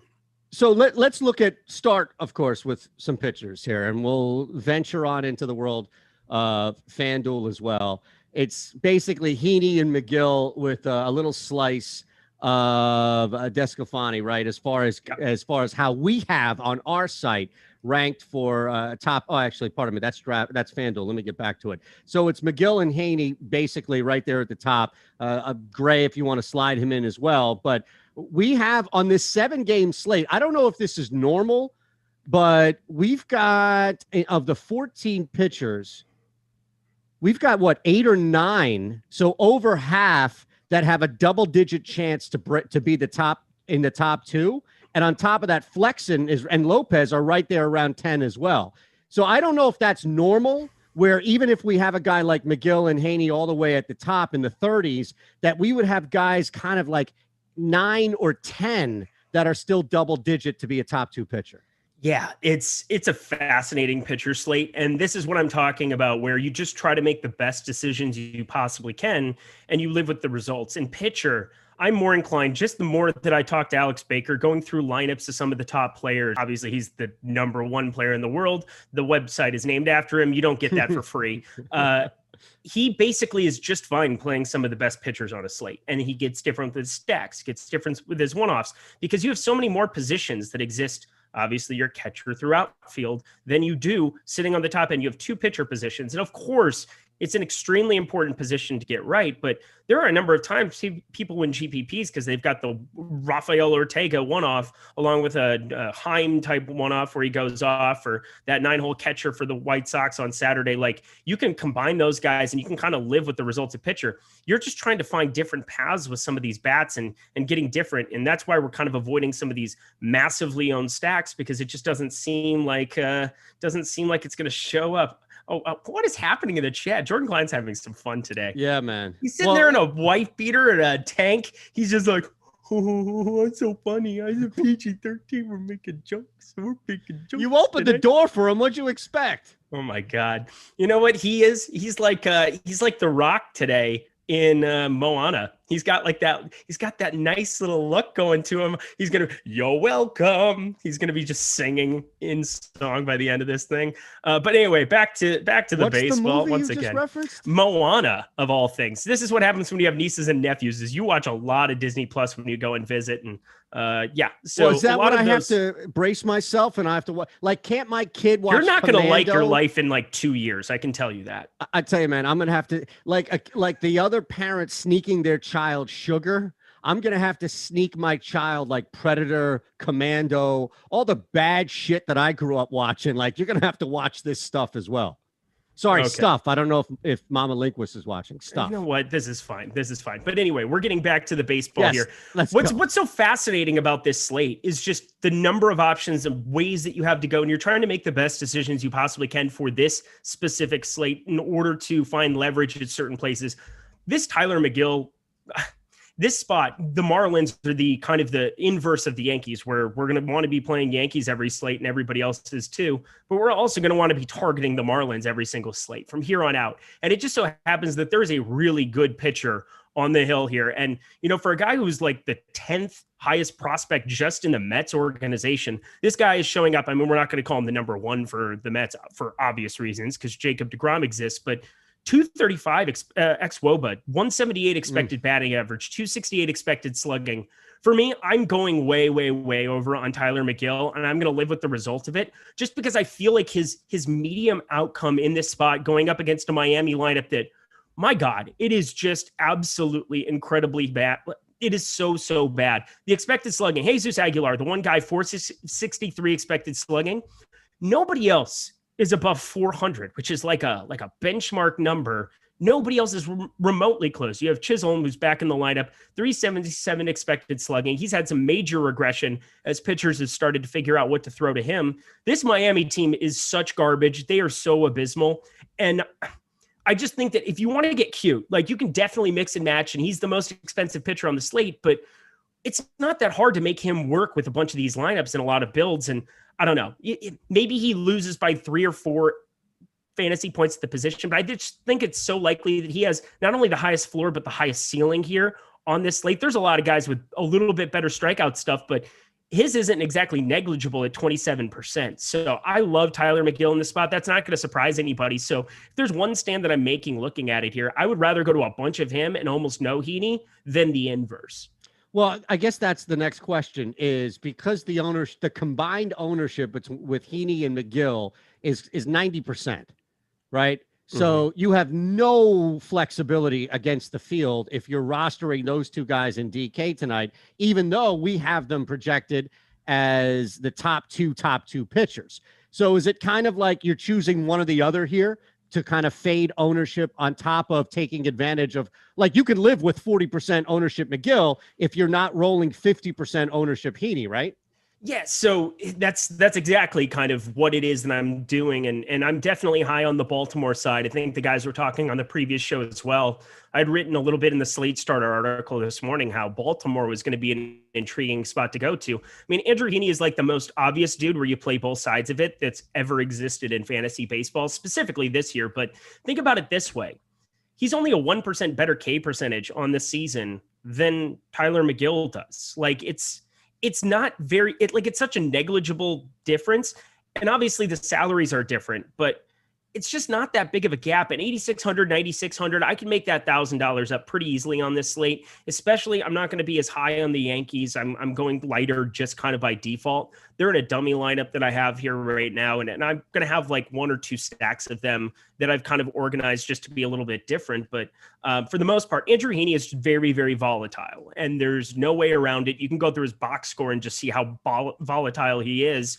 And so when you see nearly 50% of him, it is such an easy hit the eject button. There's a false sense of security, I think, that a lot of the field might have on this slate. What I'm worried about is that we see the ownership for him come in more around 30%, and going to Luzardo, maybe like 30% seems like a large number. And I didn't expect it to get up there. Obviously there's no Lindor there still for the Mets here. We just got that lineup, and Javi Baez there in the 4 hole, but he strikes out an absolute ton. And maybe a change of scenery is exactly what Luzardo needs to kind of fulfill the promise he had with the Athletics. But I find it so easy to kind of spread your exposures around if you're playing 20, 40, 150 lineups. It doesn't really matter. Kind of mix and match them. But Heaney feels like the easy guy that, yeah, he can maybe come out and burn you, but I think you're going to see him get lit up just as many times on the other side of it, or at least not put up the score. He can get 8 Ks, but give up 4 or 5 runs, and you're not really moving up much on the field in that spot. So I'm making a big stand, just being way heavier on Tyler McGill, because I think this Miami team, we saw over the weekend,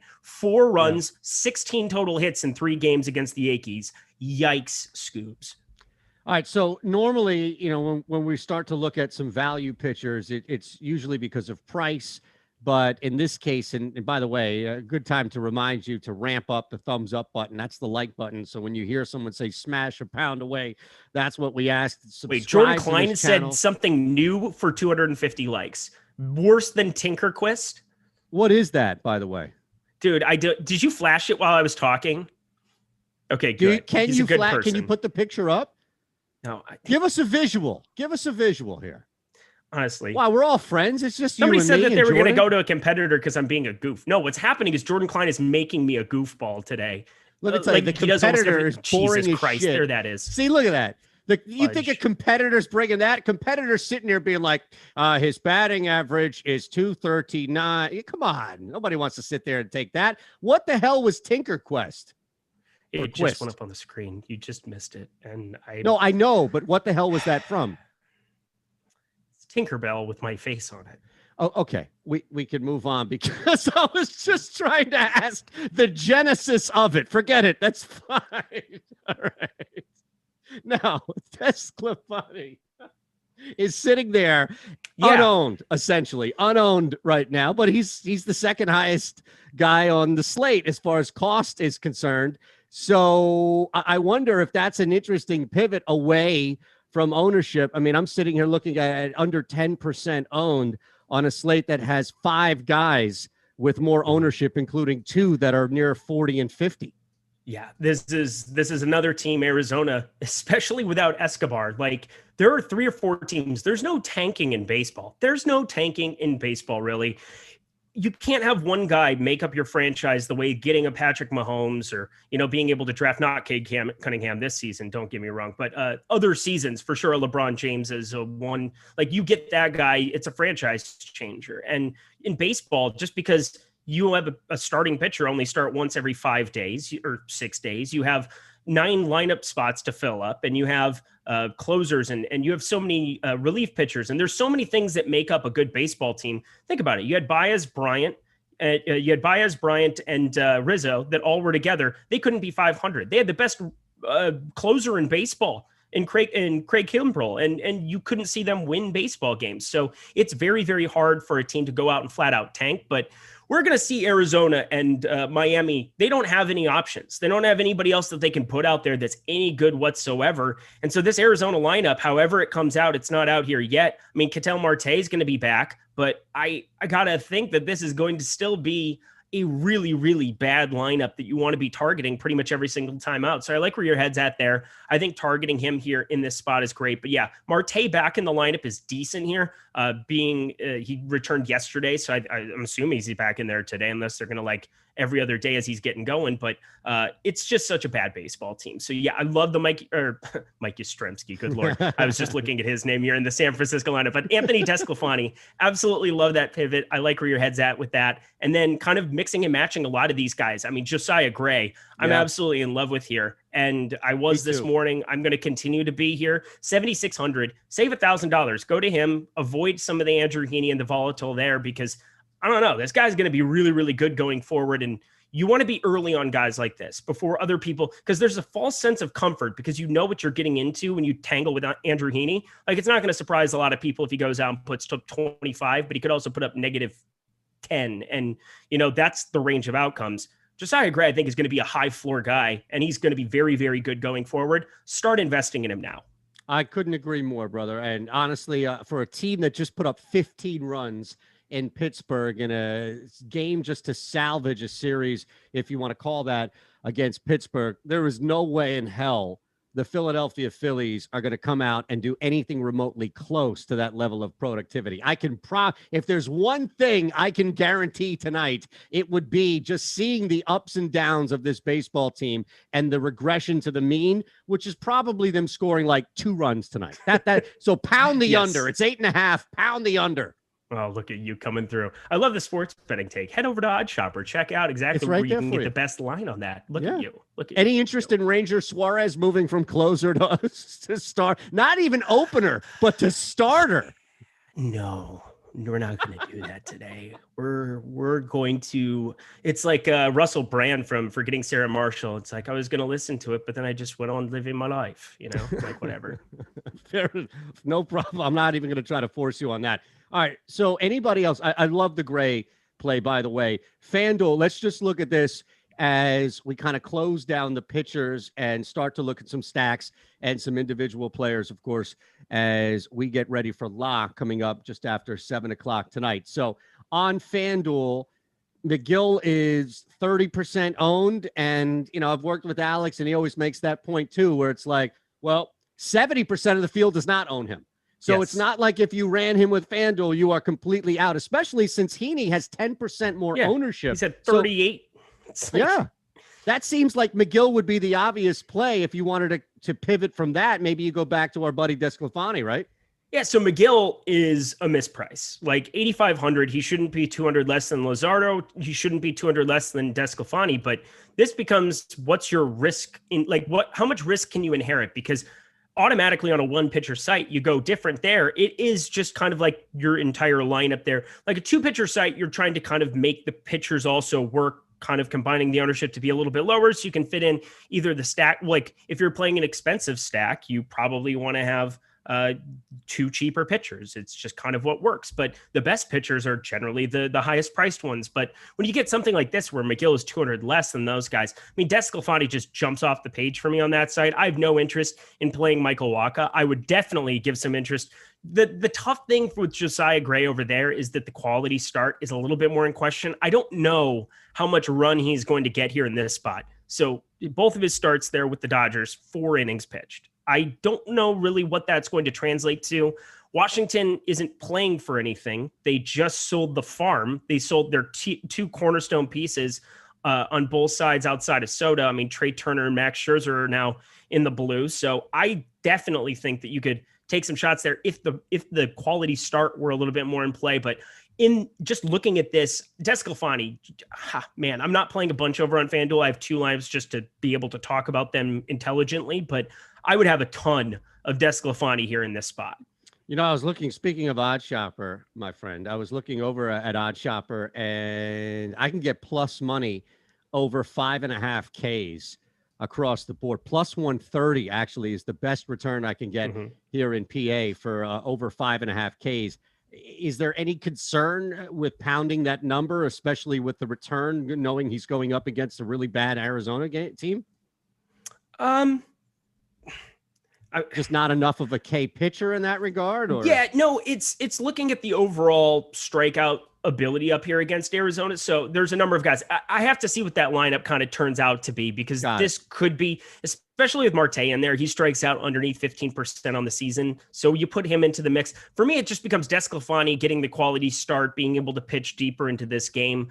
I haven't looked at the line efficiently enough because I don't know what that lineup is going to look like here yet. I mean, you get Carson Kelly now into the mix, much better catcher than they've had in other options. I mean, they've been putting Brian Holiday out there, who strikes out around a 40% clip here for his career. So I really, that's a pretty gross thing, or 40% here on the season, excuse me.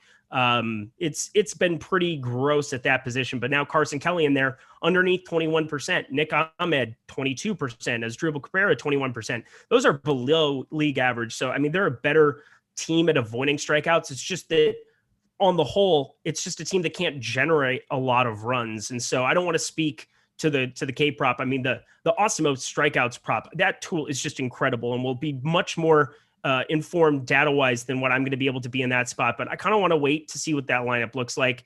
On the whole, I mean, let me just pull up Arizona here against righties on the season, 24.3% K percentage, but only an 80 WRC plus. That's the second worst in baseball. So that's really what I'm pointing to with DeSclafani. And on FanDuel, where you get that quality start bonus, huge plus, 200 more. Maybe McGill gives up 1 or 2 in this spot, maybe only goes 6 there, but then you just have a completely different build if DeSclafani can beat him by a couple. All right, we will get to the free, by the way, top stacks today for you. And another reminder here to hit that like button. Again, just give us a nice little easy return for what we can provide. And speaking of which, the 2 new channels that we have, the new YouTube channels for you, make sure you are subscribed and liking away our fantasy football channel, our Awesemo odds channel as well. Just click the link pinned in the YouTube chat to subscribe to both of these channels and make sure to turn on the notification. We constantly ask you, right? The notification bell. So you're not missing shows. You're not coming in late and you have to rely on either Eric or EMAC in the chat to save your ass about who to start. All right. So hit the notification bell, please. And again, make sure you're taking advantage of not 1, but now 3 amazing channels here across the board on Awesemo. All right. So free today. And again, $29.95 a week for Awesemo Plus. It's the best deal you'll find for all the content, so you don't have to wait one day a week, but free to use along what Eric's dropping here for you as far as stacks are concerned. And, again, looking at where we have it, you mentioned it right from the jump. It's the Yankees versus fading the Yankees tonight. That's pretty much where we are from a top stack percentage. We're going to have that conversation a lot the next couple slates. I mean, it's going to be it's the new shiny toy. I mean, everybody wants to play the new shiny toy every single time. It's the reason that you're going to see Chris Bryant's ownership get just scary too, because people love playing the new guy. Like it's for whatever reason, it just ends up being the thing. New situation. I mean, it's a huge ballpark increase too for Gallo and Rizzo as well. There's no denying it. Like it's everything's trending up for them to just go completely nuts every single time out. But the times that they don't go off, you're going to have such an opportunity to get to every other team here on this slate. So I'm basically not going to play any Yankee over 10% in that lineup. It's just not going to happen. The way that my process works, the way that my spreadsheet works here, it's not going to happen for me. I can just go in and hard cap it if I want to over here in Cruncher, but I'm not going to get them a lot as one-offs. If I do, I'm going to get some like 2 and 3 mans just to try to get a little bit different and try to isolate some home runs. But I don't know how you go about and do that because they all could go off at any given time. So it's going to be a headache going forward. But for me, just avoiding the 5-man, 1 through 5, 1 through 6, even with Odor, finding any kind of a way to get different off of those guys, that's going to be what you do. But I don't want to play Torres, who just can't barrel the ball anymore. Brett Gardner, who has no power, 284 expected slugging. It's such an obvious, I guess, putting Sanchez in 1 through 7. Like, good luck finding a route to get different with a 5-man. All right, on the super chat, we'll continue this talk here on the stacks as well. I got a couple of super chats coming in here. Malcolm Revamp running the big entry GPP. So just a quick little recap: your top 2 pitchers on DK and your top pitcher on FanDuel. So my favorite 2. So my I'm not sure what the highest owned there. It's going to be very, very close here. It's going to be fractional, but McGill is above and away my favorite. I think that just considering he's getting a little less ownership than Heaney, I'm happy to go to around 70-75% is kind of my guess of where that's going to come out to. I think there's a lot of security and also just hunting the upside. If you're looking for 2 guys to get off the board, so we already talked about Josiah Gray. He's now around 11%. That's a result of Jesus Luzardo also being the new shiny toy in a different spot. If this was Jesus Luzardo playing for Oakland today in this spot, you're telling me people would want to be targeting him at a 30-something% clip. And that's also a $6,900 price tag over on DK at 8,700.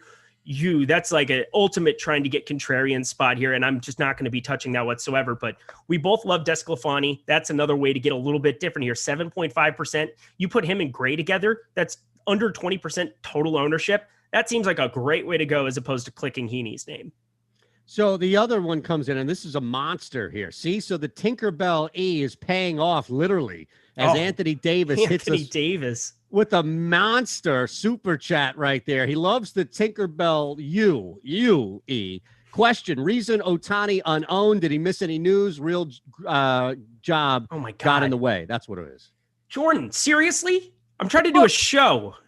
Hold on a second. To be fair, if this is going to elicit $50 super chats, then let's just run that and we'll talk underneath Well, it. Anthony Davis is the man. Anthony Davis is the GOAT and Jordan Klein is the woat, and we all know it. Put your hands in the air like you just don't care, because I know what to do. Is that a term? No, Ohtani is Ohtani is unowned because he wasn't in the player pool. Now he's back in the player pool. He might be the lowest owned you ever get Ohtani today if people have already built lineups and didn't plug him in. So DraftKings had sent a note this morning that he was going to get added here. Let me see, updated regarding it. Here we go. We've added him to the player pool. We got that email. I got it at 1:23 p.m. out here on the West Coast. So yeah, like 2 hours ago. Ohtani's unowned because he wasn't in the pool.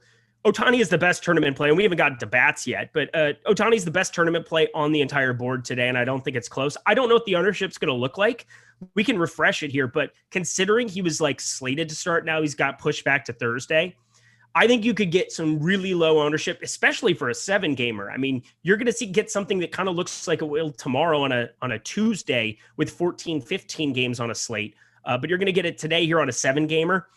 If people are apprehensive about clicking that name because they just didn't notice it or because he wasn't in the pool, which he wasn't, click his name, put him in a lot of lineups, give him the thumbs up on Cruncher, add him to a lot more. I mean, what is in our last run out here, 17.5%. So it actually got up there a little bit more. It was way, way low earlier, but even on this slate, I wouldn't mind if you got to 25% of, I don't know, the best hitter in baseball. So do that.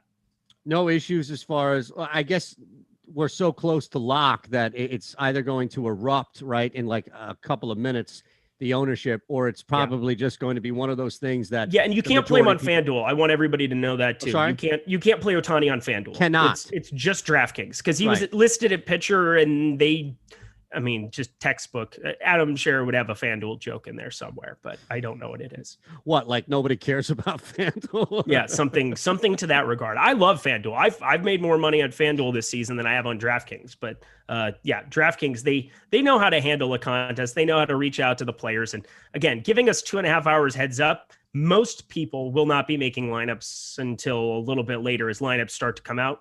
If they're not, they're kind of missing the boat here. But I think Ohtani's ownership could come in even a little bit lower than what we saw there. Maybe a lot of top players jam him thinking the same thing that I'm thinking, where he might come a little under owned, but just be on the lookout. That'll be a very fascinating ownership to see in the $5. So are you real? Because we're starting stacks now, and clearly we wouldn't start with the Angels, although they may be an interesting pivot from where we have as far as the top 3 or 4 top stacks here. But is Ohtani now? And I guess I'm using the situation, right, the circumstances here to ask this question about Ohtani tonight on DK. Does he increase the value of the stack? Or is it simply you better bet do everything you can to get him in as far as a one-off in a lot more lineups? Yeah, the latter for sure. This team is not very good outside of. I do like that 2 through 5. I do not mind. I was trying to make an 8-hole Heaton thing happen. Now he's in the 9-hole and he's just been so bad. I mean, he basically got given up for nothing by the White Sox, and why would they? I mean, they had Sheets sitting there, much better than the elder Adam Eaton at this point in time. But Shohei Ohtani, the Angels are never an intriguing team for me to stack. And it's very obvious that they have issues putting up runs outside of Ohtani. Upton, you can include in a 2-man, Stassi in a 3-man, especially a catcher underneath 4K over at DraftKings. That's a pretty valuable thing to be getting to. I almost never full stack up the Angels. It seems to be a very rare thing for me to do. I always end up with a lot of 2 and 3-mans of them with Ohtani as a piece of it. It just feels like the overall upside that you're going to get out of him. Like that's where it is. Unless we get there's been some randomness happening, and it is baseball. So there's no problem in getting to a team that's just completely underowned here, hoping you get some Fletcher magic here at the top of the lineup, but just not a guy who hits the ball very hard. He can kind of get it done in singles and doubles and death by a million cuts, but the overall upside exists 2 through 4, and I'm going to kind of keep it that way. Yeah, 5,900 on DK, only 2 guys higher, Bryce Harper being one of them. And if I had the choice, then I would usher you away from. But also Bryce. Look at it compared to everybody else here. So you're paying up to be contrarian a little bit, but Aaron Judge, Mike Yastrzemski, Joey Gallo, Giancarlo Stanton, Chris Bryant, all 5 of them coming in 25% plus of lineups. And if I'm just going to be shorting all of them, because again, this is baseball, why wouldn't I just go to 25% Ohtani? That's basically what it would be to be at the field with those other guys. And I'm getting massive leverage with a dude who has 37 homers here on the season and just continues. There's no let up right now in that bat. I just love it so much. And again, I think they were doing us a little bit of a favor. And I like Dane Dunning more than the average bear for sure. But this is a Shohei Ohtani spot for me, no doubt. So would you simply just go to a bunch of your lineups, let's say in tournament lineups on DK, and swap Judge out with Ohtani just to play contrarian against the field to further what you've been doing pretty much the whole theme tonight? Yeah, so I don't get completely obsessed a lot of, and again, maybe this is something that's a hole in my game that I need to address, but I think common sense kind of does the most work for me in figuring out what overall ownership of your lineup needs to be. I don't want to say that there's a benchmark number, and I've heard Adam, who's just, the best player, most intelligent player that you could ever run into. And Adam, it feels for me where if I have a very popular stack, what are the ways that I can get different? If you pull one guy out and you turn a 5-3 into a 4-3-1 or something, and you turn Judge into Ohtani, and then you pay down a pitcher, you're dropping some ownership out of your entire lineup. There's less people to pass. Because again, Judge hits a home run, that's trouble because 33% of the field have him, 67%. But Ohtani's the kind of guy who can make that up and beat him still. Like that's where it becomes really fun. And that's why we're playing such an ownership game in baseball. Like everybody is a good play at a certain ownership level, and everybody's a bad play at a certain ownership level. That's exactly what we do with the NBA tools, where we talk about the boom bust tool all the time. With MLB, it's talking about what the top stack is and also these individual ownerships, but it's like a common sense thing where if you end up with Aaron Judge, in your 5-man Yankees lineup alongside Stanton, alongside Joey Gallo, alongside Rizzo, how are you getting different in any way, shape, or form? I mean, it's ridiculous. But the easy thing for me is those 5 guys, because Chris Bryant can play third base as well. He's multiple positions. That's why his ownership is going to be even higher than what we probably have at 26, 27%, because he can fit into more lineup slots. Whereas Aaron Judge, Mike Yastrzemski, Gallo, and Stanton are outfield only. So like Chris Bryant might end up even a little bit higher than those guys as a result. Like that's, again, common sense just telling me there's more places for him to fit into lineups in a crunch. But Ohtani just becomes the ultimate leverage play. I think we've kind of beaten that to death, but that's the name of the game that we play is ownership. We're playing ownership because the range of outcomes for these players in these spots, of course, we have so many metrics and expected slugging, and we can kind of put everything together. But at the end of the day, if I get one guy who's going to be 30% owned and one who's 10%, and they're just as likely to hit the same amount of home runs, give me the 10% guy 7 days out of the week. All right. So on that same vein of ownership, and again, the top stack percentage today is free for you. So make sure that you are taking full advantage here. DraftKings, FanDuel, Yahoo tonight, and where we have stacks projected as well as ownership. And that's really the follow-up here, because as everybody can imagine, if you haven't already seen it, Yankees are dominating ownership. Then you have kind of San Francisco, Milwaukee, and Philadelphia. Although, again, I would stay away from stacking Philly. If you want to work JT, we'll talk about catchers coming up. Maybe that's an area, but I personally would stay away. See, these are, I mean, I love this because this is kind of like, this is a different perspective.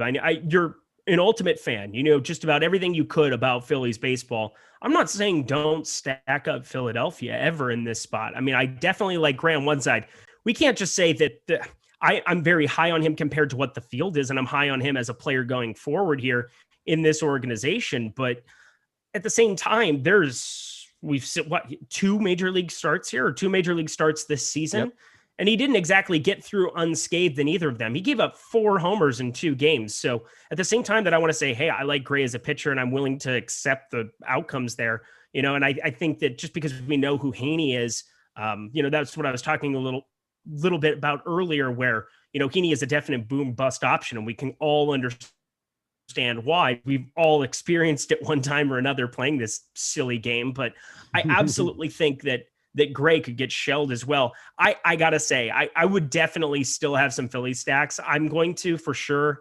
I understand that if we're going to like Gray, it's counterintuitive, but you don't need that much Gray to be over top of the field, but you also don't need that many Phillies coming in around 8%. They're 8% on the leverage. There's only 14 teams in play tonight.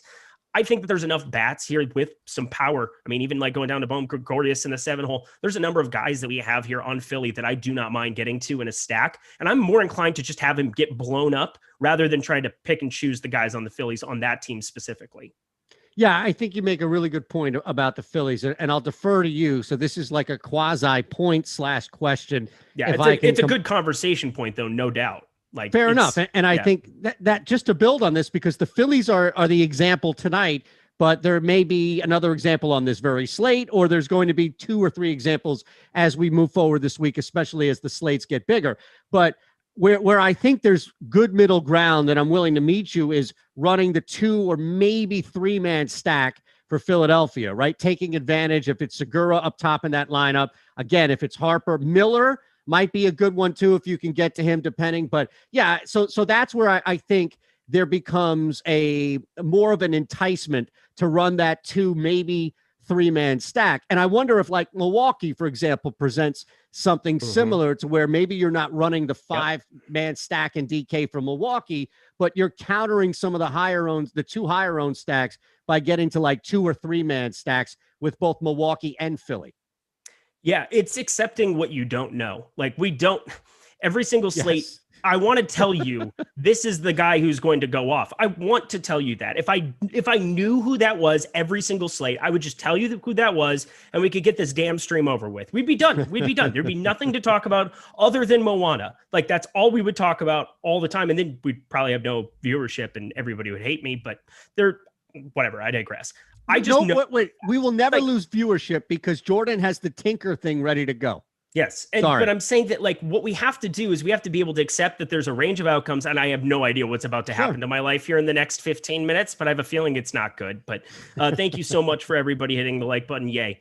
But what comes down to is that a lot of the best players in the world, they accept what they don't know and they account for it. Whereas players who aren't as talented just say, oh, I think this is going to happen. I think that is going to happen. And that kind of thinking is counterintuitive to being a data-driven company, considering we have the best players in the world all in-house here between Adam Scherer, who's just in fuego, Ryan Rinpack, the most humble dude who's an assassin and everybody knows the name, never brags. Same with Awesemo. I mean, Alex Baker's ridiculous. Steve Buzzard's ridiculous. All these dudes are accounting for what they don't know, or the understanding that, like, yes, the Yankees are the best team on this slate. Nobody's looking at that total and saying that they're not the best play, because Vegas is throwing it out there and saying, hey, this is the amount of trust we have in this number. And if you want to bet, you can bet on one side or the other. And that's why we use the Vegas lines. But what it comes down to in this spot is that I don't know a whole lot about the range of outcomes. And so I want to cast my net in a direction that is different than the other fishermen. That was prophetic right there. That was great. I love that. You need a breath after that one, man? Like, no, that was great. I'm great. I'm great. So, by the way, Quinn M is backing you up on Mona on the chat, that she's a character that Quinn does for kids' parties. That's so fantastic. I mean, what's the most acceptable kids movie for adults? Not something that you watched as a kid that you like now as an adult. I mean, like, and look, adult, the over-under for an adult for the purposes of this conversation is 21 and a half. It's a stretch for adults. Yes. So 22 I mean, I'm 33 and I'm I'm here talking fake fantasy teams for a living. But you're winning money. So I am winning money. I'm enjoying it. Right. But like the one that you could watch as an adult, right? I'm telling you, Frozen 2, you're going to like. Frozen 1, you're probably going to be like, meh, whatever. Frozen 2 has like a lot of adult thematic things. I think the music's more enjoyable. It's a little bit darker. It's a little bit more enjoyable. And considering, you know, Frozen got beaten into all of our brains, Frozen 2 is like the adult, like they definitely had some perceptive takes. And I would say Frozen 2. So prepare yourself, because you might actually end up hating both in the long run. We'll find out in 2 years. But get back to me and let me know. Frozen 2, probably the priority.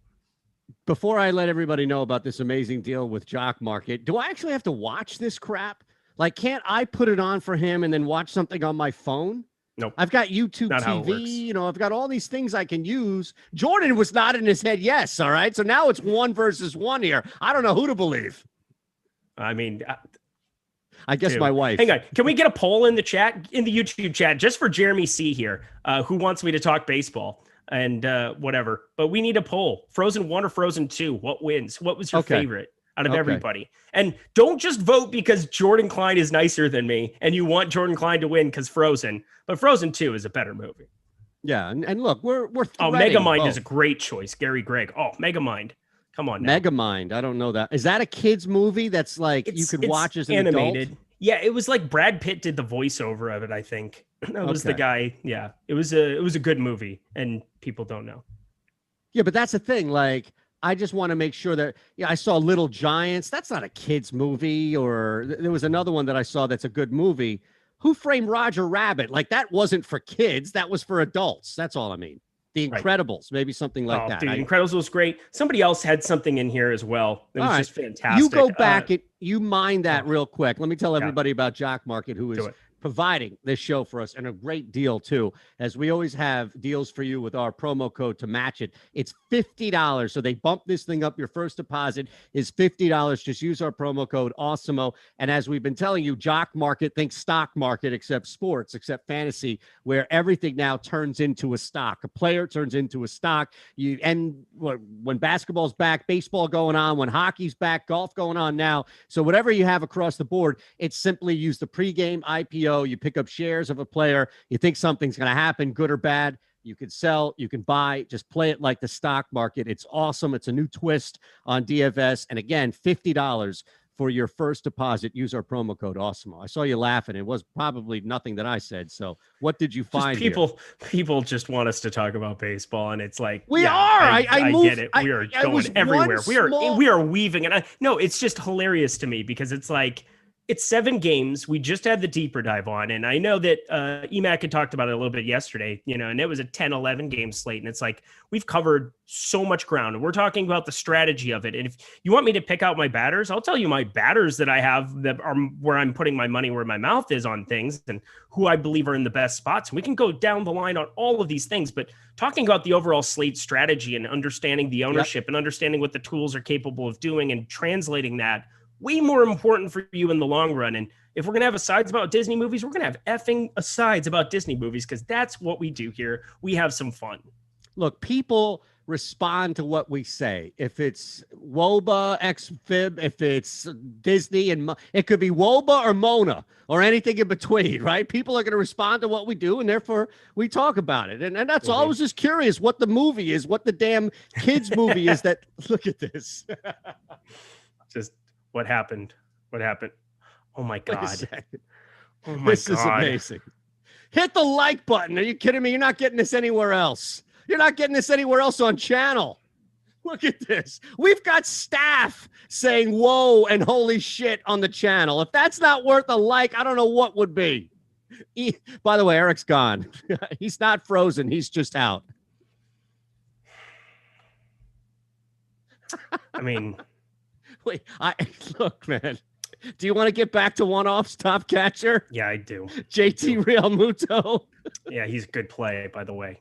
Fucking play him. How about that? Whatever. You take the most shit on this channel. By all means, man. I am aware. By all means. And you know, I tell you, just people respect that. The chat said, if you got to be able to laugh at yourself, but you also need to understand that if you talk shit, you better be able to back it up. Jordan Klein. Oh my God. Oh my. This is amazing, man. You had no idea that Frozen was coming. Yes. We're having fun. I had you think I had a clue? Do you think I had a clue, Eytan? No, zero. There you go. Thanks. You didn't bring Frozen up just to get ripped on that. No, by no means. This is just so dumb. Oh my! So all right, let's look at a couple of one-offs here. Yeah, let's do that. Catcher position. I don't know if you're going to bank on somebody out of nowhere popping 3 home runs in one game. Okay, good. So are we paying up for this position? You do have a couple of guys, if it's Posey or Realmuto, that you may want to pay up for. I don't know how you approach this on a short slate tonight. Carson Kelly, if you're going to get contrarian, Desclafani, I love, but Carson Kelly's just a really good historical hitter. 192.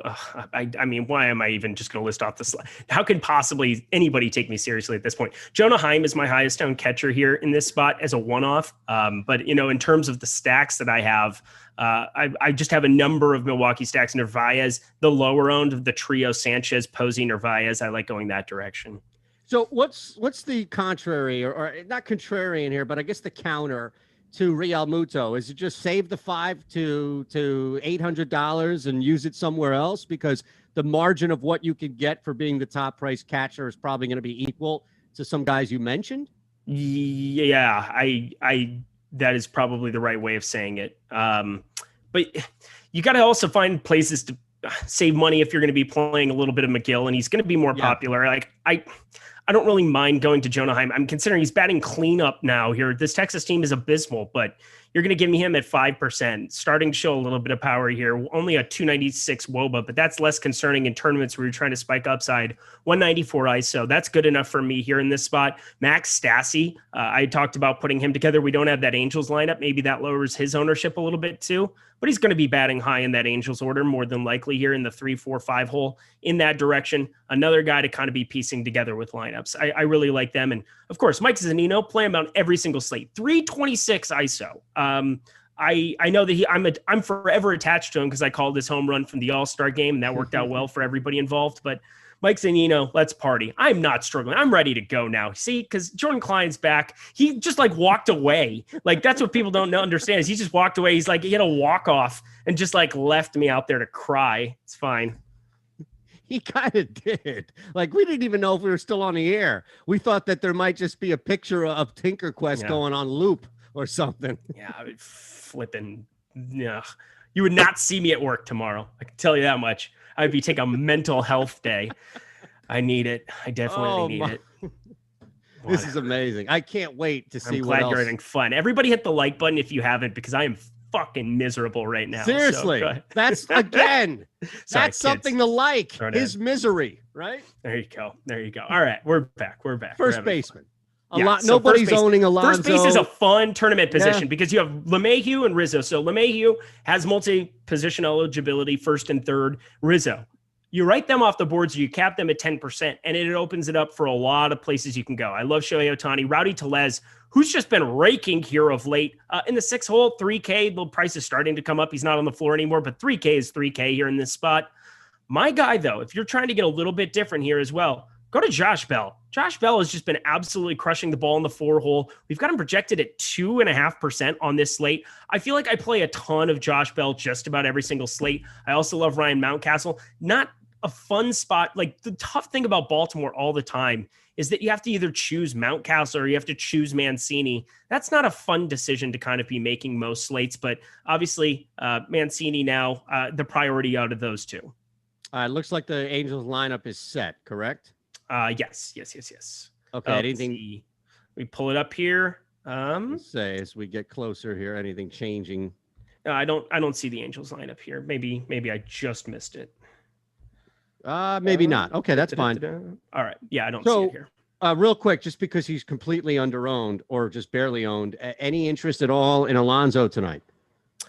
Pete Alonso, always interest in Pete Alonso. I'm sure I'll probably get to the mandatory 5-10% that I do on just about every single slate. What is his ownership though? Oh, it's like 2% the last time I checked. That's wrong against Jesus Luzardo. You should have a ton. I'm going to probably get, again, my lineups are starting to run here, so I'll be able to talk a little bit more intelligently about it, but I'm sure I almost always get 5-10% of him minimum. I'm sure, because I mean, the Mets are probably my favorite contrarian stack on the board, not remotely close. All right, I just refreshed, so I'm sure he bumped up some, but last I saw, Alonso was 2.6, so I think he did move up. Now he's at 4.1%, so still criminally low. I got to refresh it. Let me refresh it just while I'm doing this, and because you have the 2 tabs and they're running for each one, and we'll be able to have a that's fine. We got about 10 minutes left here. anyway. Yeah, that's so fine. Yeah. Second base. Now this is again where I like if it's a 2-man stack or if you're trying to get to a one-off spot, he's not going to break the bank for pricing, but a guy like Segura has some appeal because he's hitting at the top of the lineup. Is he a name that you like that you can get to? If not, who else? Yeah, great call there. I mean, I really like getting him as well here. Let me just kind of pull it up here as it's switching over. I mean, he's just going to be, he's pretty darn well projected here. Just getting off Odor. I like Colton Wong. I'm fine. He's at 17.9%. I'm still going to have a little bit of him there just because I do like getting to some of these Milwaukee stacks. We just got Arizona's lineup. We did not. So we will see here. Do we have Marte in there? Because that's the only thing I was waiting on. Yeah, 2-hole Marte. Right. That's good to just double check. You never know, considering first day back yesterday, if he's feeling anything. They definitely sit him because what's Arizona playing for in the NL West? Absolutely nothing. Absolutely zero. But all the dudes, everybody, every single day in Major League Baseball is playing for their jobs. So that's understandable just to keep him playing here. But I like second base is what we're talking about here. Odor just pass for me at that ownership. for sure. You can get exposure to just about every single person. The one guy from Miami, period, that you'd want to have any interest to is Jazz Chisholm, but he's coming in around 8%. And so I'm just going to kind of hit pass on that as well. Ty France, I really don't mind. So Michael Wacha had a really good outing last time. We haven't talked about his name at all, but I'm definitely going to be stacking up Seattle as well in a couple lineups. I just like getting to them up against Michael Wacha, who on the season definitely has not been performing very ideal here in this spot. Let me pull up Tampa Bay here. It is shutting down for me right now. Interesting. Okay. Well, never mind. Just know that Michael Wacha has not been good on the entire season. He had one good outing last time, and people are starting to play him. Really nice leverage spot to get on some Michael Wacha ownership. We do have a poll up, by the way. I don't know if you caught this on our final 8 minutes of the Eric's program. emoji bee. Oh my God. Plain old Eric.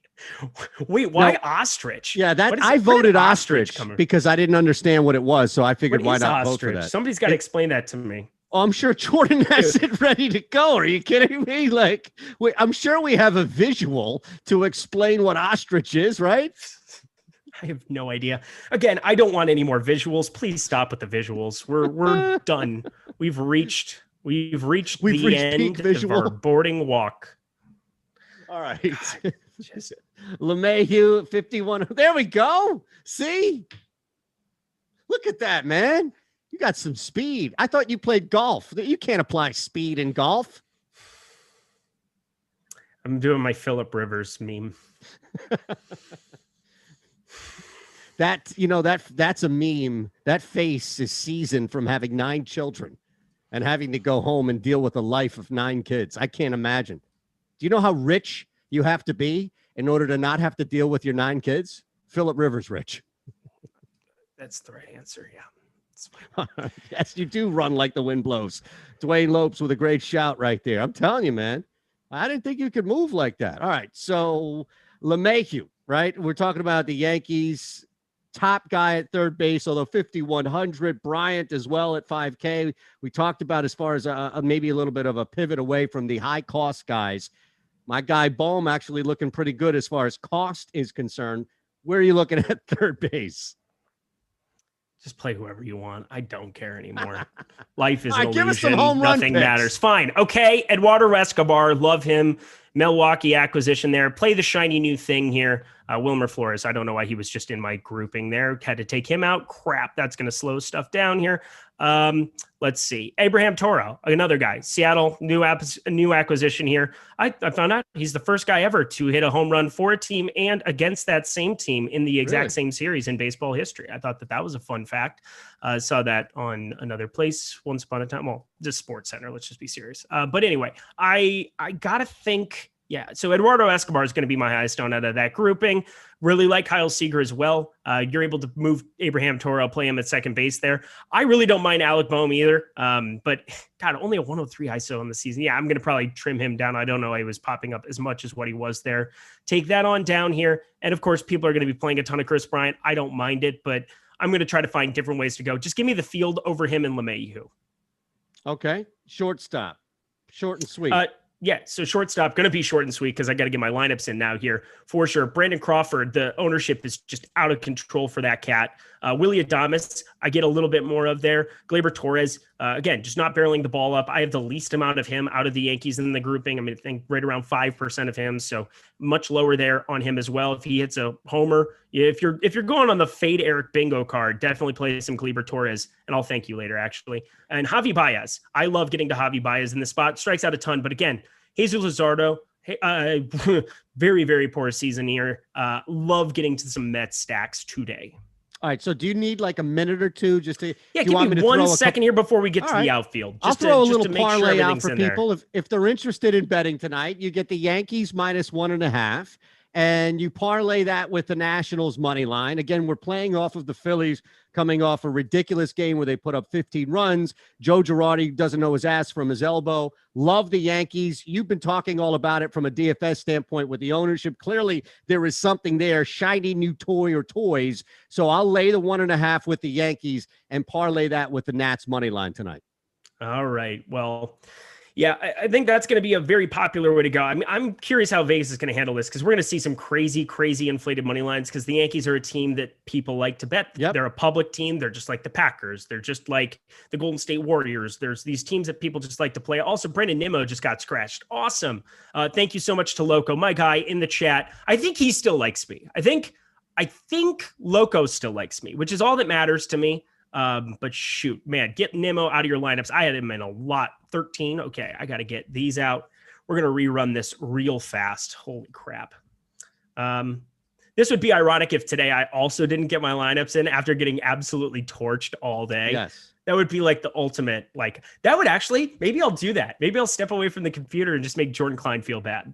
That seems like a good idea. Not bad. Now, would you lay 2.5 for the Yankees with even money? At home tonight against Baltimore. No? You'd stay away from that? Yeah. It's a team that I think there's going to be some high variance. You're going to see them score a lot of runs and they're going to look really good. And then there's going to be games where they K a lot and they're just not going to hit anything here. They just got done playing the Marlins. They sweat the Marlins. That really means nothing to me whatsoever. Oh shoot, Lamonte Wade is also not in there. Why is he coming into my lineups here right now? Yeah, you know what? Actually, worst comes to worst, I can still get Lamonte Wade out of a lot of those. So we will hang on one second. All New York, take them off of the board here. Hitters. Ooh, we're gonna have a sweat today getting these in. Do it all you can right now, brother. What's that? Oh, gotcha. Look at Jacob. Is there a way that we can put that super chat up? No, I guess everybody sees the super chat. What now? Oh my God! What is that? My emoji? Yes. Did I just have my debut on Live Before Lock here? Look at this. Alex is throwing up one. I'm such a dweeb. These are amazing. We got a super chat off your emoji. I'm telling you, you've made more money for this channel with the Tinker Quest and all the other shit going on here than the last 5 shows combined on super chats. That's a badge of honor. Yeah, it's one word for it. I have another word for it too, which is I don't know. But anyway, yes, if I'm making, I'm absolutely here. There are ways to be, financially taken care of for all of my sadness over here. Yes. Litigation incoming. We've got 50 seconds left here. Brad Miller, home run tonight. Anybody home runs that you have on the board? Let's see. I'm Eduardo Escobar. I'm flying to get these lineups in here. Let's see. Am I going to do it? Oh, you do it. I'll sign off. All right. I'll sign off. Let everybody know where to find everybody else here. Again, Eric's on Twitter. If you're not following him already, hit him up at Eric Lindquist. I'm at Shander Show. Make sure you thank Jordan 10 times over for this show tonight. Jock Market, Awesemo is the promo code, $50. We appreciate everybody hanging. 7:30 Eastern tonight. You've got the PGA Strategy Show, so we're far from over on the channel. And hopefully Eric got all his lineups in. If there's one thing that he deserves tonight, with all the shit that he took on his shoulders, it's to get his lineup in. Nope, I didn't. Oh, man. Oh my God. I feel terrible now. Now I do feel bad. All the other stuff was great. Now I feel awful. All right. It's a great show, everybody. Have a great night. That's Eric. I'm Eytan. Thanks to Jordan as well. We're out of here.